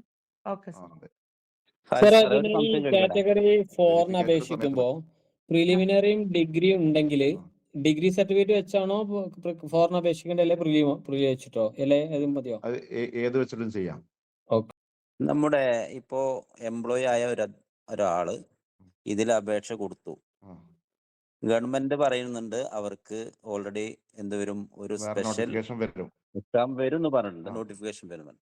അപ്പൊ അതില് കൊടുക്കാൻ ഇത് തടസ്സമാകുമോ? ഇല്ല, അങ്ങനെയാണെങ്കിൽ ഒരിക്കലും ഇതിൽ പ്രത്യേകിച്ച് ചോദിക്കൂല സർവീസിലുള്ള ആളാണോ എന്ന് പ്രത്യേകം ഇതിൽ പെൻ ചോദിക്കൂല. നമ്പർ ചോദിക്കുന്നുണ്ട് അതെ, നമ്മുടെ. ഇതിൽ പ്രത്യേകം അങ്ങനെ ചോദിക്കുന്നത് കൊണ്ട് ഇനി സർവീസിലുള്ള ആളുകൾക്ക് പ്രത്യേകിച്ച് വരികയാണെങ്കിൽ അവർക്ക് എന്തായിരുന്നാലും അതിൽ അപ്ലൈ ചെയ്യാം. Okay okay okay. അല്ല, ഈ നോൺ ക്രിമിനൽ സർട്ടിഫിക്കറ്റ് നമുക്ക് ഇപ്പൊ തന്നെ ഉണ്ടാക്കി വെക്കണോ? കാരണം ഇപ്പൊ നിലവിൽ അപേക്ഷിച്ചിട്ടില്ല. ഇനിയിപ്പോ അപേക്ഷ ഉണ്ടാകുമ്പോഴേക്ക് ഇതിന്റെ ടൈം വൈകിയാൽ പിന്നെ അപേക്ഷിക്കാൻ പറ്റാത്തൊരവസ്ഥ വരൂലേ? ഏതായാലും ഈ സെറ്റ് എക്സാമിനൊക്കെ സാധാരണഗതിയിൽ പ്രത്യേകം പറയാറുണ്ട്. ഇപ്പോൾ അപ്ലിക്കേഷന്റെ ഡേറ്റ് എന്നാണോ അവസാനിക്കുന്നത് അതിന് മുമ്പ് തന്നെ എന്ത് ചെയ്യണം, ഈ ഒരു നോൺ ക്രിമിനൽ സർട്ടിഫിക്കറ്റ് എടുത്ത് വെക്കണം എന്ന് പറയാറുണ്ട്. ഇതിനങ്ങനെ പ്രത്യേകം പറഞ്ഞിട്ടില്ല. പക്ഷേ ഏറ്റവും നല്ലത് നമ്മൾ ഇപ്പോൾ തന്നെ അപ്ലൈ ചെയ്ത് വെക്കലാണ്. കാരണം ശരിക്കും അപ്ലൈ എന്താ വെച്ചാൽ ചെയ്തിട്ട് അത് വാങ്ങി വെച്ചാ പോരെ? അതെ അതെ, എന്നിട്ട് ശരിക്കും നല്ലത് അതാണ്. അപ്ലിക്കേഷൻ ഏതായാലും കൊടുത്തൂടെ? കുഴപ്പമില്ലല്ലോ. ഇല്ലല്ല, അപ്ലിക്കേഷൻ കൊടുക്കുക. കാരണം എന്തായിരുന്നാലും അതിന് പിന്നെ 1 വർഷം വാലിഡിറ്റി ഉണ്ടല്ലോ. ഇപ്പൊ തോന്നുന്നത് 2 വർഷം തോന്നുന്നുണ്ട് ഇപ്പൊ അല്ലേ? ഈ സർവീസിലുള്ള ആൾക്കാരാണെങ്കിൽ ഈ നോൺ ക്രിമിലിയർ കിട്ടാൻ എന്തെങ്കിലും ബുദ്ധിമുട്ടുണ്ടോ? സാലറി സ്ലിപ്പോ സാലറി സർട്ടിഫിക്കറ്റോ അങ്ങനെ എന്തെങ്കിലും ആവശ്യം ഉണ്ടാവോ? സാലറി സർട്ടിഫിക്കറ്റ് വേണം. വേറൊരു ടീം നമ്മളോട് പറഞ്ഞത് പിന്നെ നമുക്ക് എത്ര സാലറി ഉണ്ടായാലും ഒരു കുഴപ്പമില്ല, ഉമ്മാക്കും പാപ്പാക്കും പിന്നെ ഉണ്ടോ ഇല്ലയോ എന്നുള്ളതാണ് പോലും ഈ നോൺ ക്രിമിലിയറിൽ നോക്കുക. നമ്മൾ എത്ര സാലറി വാങ്ങുന്ന ആളായാലും ഒരു കുഴപ്പമില്ല പോലും. അവർക്ക് ഒരു ലിമിറ്റ് ഉണ്ട്, ആ ലിമിറ്റിന്റെ കൂടുതൽ അവർക്ക് വരുമാനം ഉണ്ടോ എന്നുള്ളതാണ് പോലും നോക്കുക. സ്റ്റാറ്റസ് ആണ് നോക്കുക, സ്റ്റാറ്റസ്. അതന്നെ പാരന്റ്സിന്റെ നമ്മളെ വില്ലേജ് ഓഫീസർ തരുന്ന പോരെ കേരള സ്റ്റേറ്റിന്റെ? മതി മതി മതി മതി മതി മതി. അത് മതി. നമുക്ക് OBCക്ക് നോൺ ക്രിമിലിയർ ആണ് നമ്മളെ ജാതി സർട്ടിഫിക്കറ്റ് ആയിട്ട് പരിഗണിക്കുന്നത്. ഷെഫിക്കത്തല്ലേ ഇത്? യെസ്, നമുക്ക് 82 മാർക്കും അവർക്ക് 90 മാർക്കും ആണോ? അതെ അതെ. അങ്ങനെ പറഞ്ഞു. നമുക്ക് മാർക്കിന്റെ പെർസെന്റേജ് കൊടുക്കേണ്ട ഓപ്ഷൻ ഇല്ലല്ലോ, അതിന്റെ ആവശ്യമുണ്ടോ? ഇല്ല ഇല്ല ഇല്ല ഇല്ല, ഒന്നുമില്ല. 13 മുതലുള്ളവർക്ക് മാത്രമാണ് പെർസെന്റേജ് വരുന്നത്. അതിനു മുമ്പ് ഡിഗ്രി കഴിഞ്ഞവർക്ക് പെർസെന്റേജ് ഇൻവാലിഡ് ആയിട്ടാണ് വരുന്നത്. BA-യും B.Ed-ഉം ഉള്ള ആളുകളാണെങ്കിൽ 3-ക്കും 4-നും അത് തന്നെ കൊടുത്താൽ പോരെ യോഗ്യത? മതി. നിലവിൽ സെറ്റുള്ള ആളുകൾക്ക് ഇപ്പോ കേട്ടിട്ട് എഴുതണമെന്ന് നിർബന്ധമുണ്ടോ? ഇപ്പൊ സെറ്റുള്ള ആളുകളാണ് ഇപ്പൊ സർവീസിലുള്ള ആളുകൾ പലരും. ഇപ്പൊ നമ്മളെല്ലാം നമ്മളൊക്കെ സെറ്റുള്ളവരാണ്. നമ്മളെല്ലാം സെറ്റുള്ളവർ തന്നെയാണ്. ഒരു കാര്യമില്ല. എല്ലാ സാധനവും ഉണ്ട്, ആകെ ഇല്ലാത്ത കേട്ടിട്ട് മാത്രം. നെറ്റ് മാത്രമേ ഇല്ലാത്തുള്ളൂ, ബാക്കിയുള്ള എല്ലാം ഉണ്ട്. MPhil വരെ ഉണ്ട്, എല്ലാ സാധനവും ഉണ്ട്, സെറ്റും ഉണ്ട്, നെറ്റും ഉണ്ട്, എല്ലാം ഉണ്ട്. ഈ ക്രീമി ലെയറിനെ അപേക്ഷിക്കുന്ന ഒരാൾ സംശയം ചോദിച്ചിട്ടില്ലേ? നമ്മളത് വേണ്ടെന്ന് വെച്ചാല് പേ സ്ലിപ്പ് വേണം, SLC ബുക്ക് വേണം, ആധാർ കാർഡ് വേണം, റേഷൻ കാർഡ് വേണം. നിങ്ങളെ പേരിൽ ഭൂമി ഉണ്ടെങ്കിൽ നികുതി സർട്ടിഫിക്കറ്റ് വേണം. നികുതിന്റെ റെസിപ്റ്റ് ഉണ്ടല്ലോ, സർട്ടിഫിക്കറ്റ് അല്ല റെസിപ്റ്റ്, അത്രയും സാധനം വേണം. പിന്നെ നമ്മളെ പേരിൽ നികുതി ഭൂമി ഇല്ലെങ്കിൽ ആ ചീട്ടും വേണ്ട. നമ്മൾ ഉമ്മാന്റെ ഉപ്പാന്റെ പേരിലുണ്ട് വിചാരിച്ചിട്ട് അതവിടെ പരിഗണിക്കുന്നേ ഇല്ല. അങ്ങനെയാണ് അതിന്റെ കണക്ക്.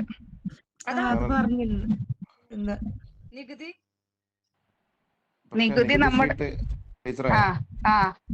നിങ്ങളുടെ പേരിൽ ഭൂമി ഇല്ല എന്നുണ്ടെങ്കിൽ സ്വാഭാവികമായിട്ടും നിങ്ങളുടെ രക്ഷിതാവിന്റെ പേരിലുള്ള ഇല്ല വരില്ല.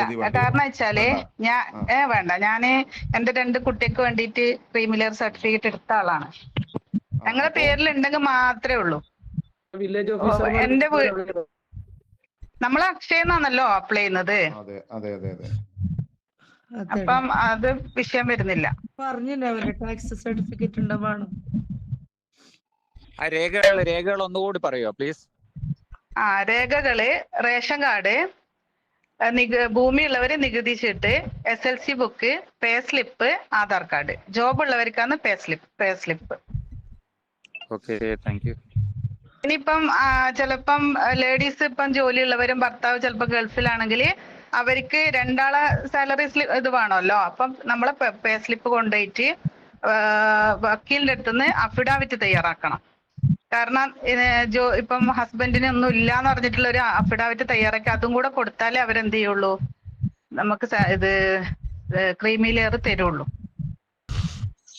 നമുക്ക് നോൺ ക്രീമി ലെയറിന് അപേക്ഷ കൊടുക്കാൻ ഈ അഫിഡവിറ്റിന്റെ എല്ലാം ആവശ്യം ഉണ്ടാകുമോ? നമ്മളെ പർപ്പസ് കേട്ടിട്ട് എന്നുള്ളതല്ലേ, അതിലങ്ങനെ ചോദിക്കുന്നുണ്ട് എന്തോ? അല്ല, നമ്മള് OBC എന്നുള്ളത് സാധാരണ ബാക്ക്വേർഡ് എന്നുള്ള രീതിയിലാണ് നമുക്ക് ഈ OBC എന്നുള്ള വരുമ്പം ക്രീമി ലെയർ ആണ് നമുക്ക് OBC ആയിട്ട് ഇത് എന്തെങ്കിലും പരിഗണിക്കല്.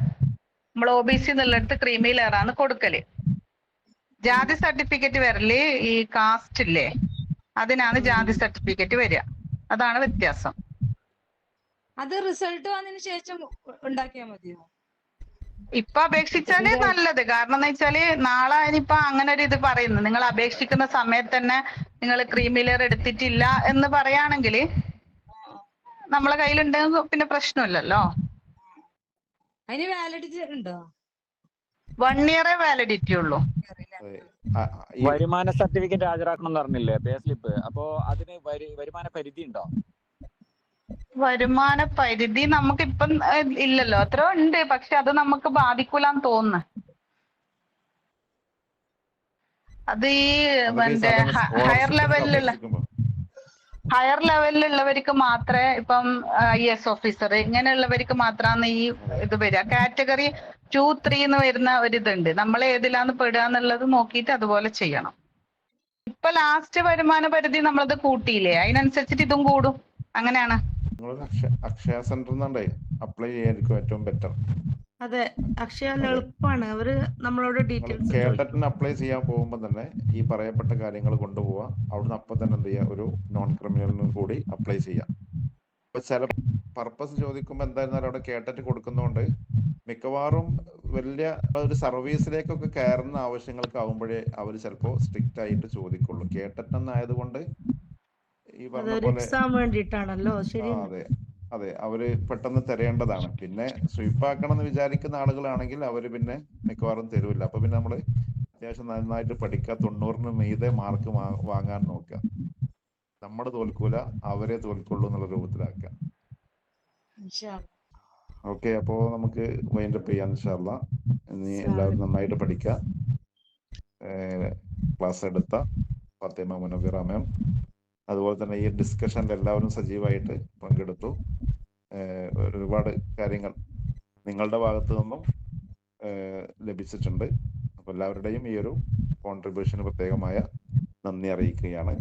ഇനി എല്ലാവർക്കും കേട്ടറ്റ് ക്വാളിഫൈ ചെയ്യാൻ സഹായകമാവട്ടെ. ആ രൂപത്തിൽ പഠനം മുന്നോട്ട് കൊണ്ടുപോകാൻ എല്ലാവർക്കും സാധിക്കുമാറാവട്ടെ എന്ന് പ്രാർത്ഥിച്ചുകൊണ്ട് തൽക്കാലം ഈ സെഷൻ വൈൻഡപ്പ് ചെയ്യുന്നു. എല്ലാവർക്കും വിജയാശംസകൾ. നന്ദി. അസ്സലാമു അലൈക്കും വറഹ്മത്തുള്ളാഹി.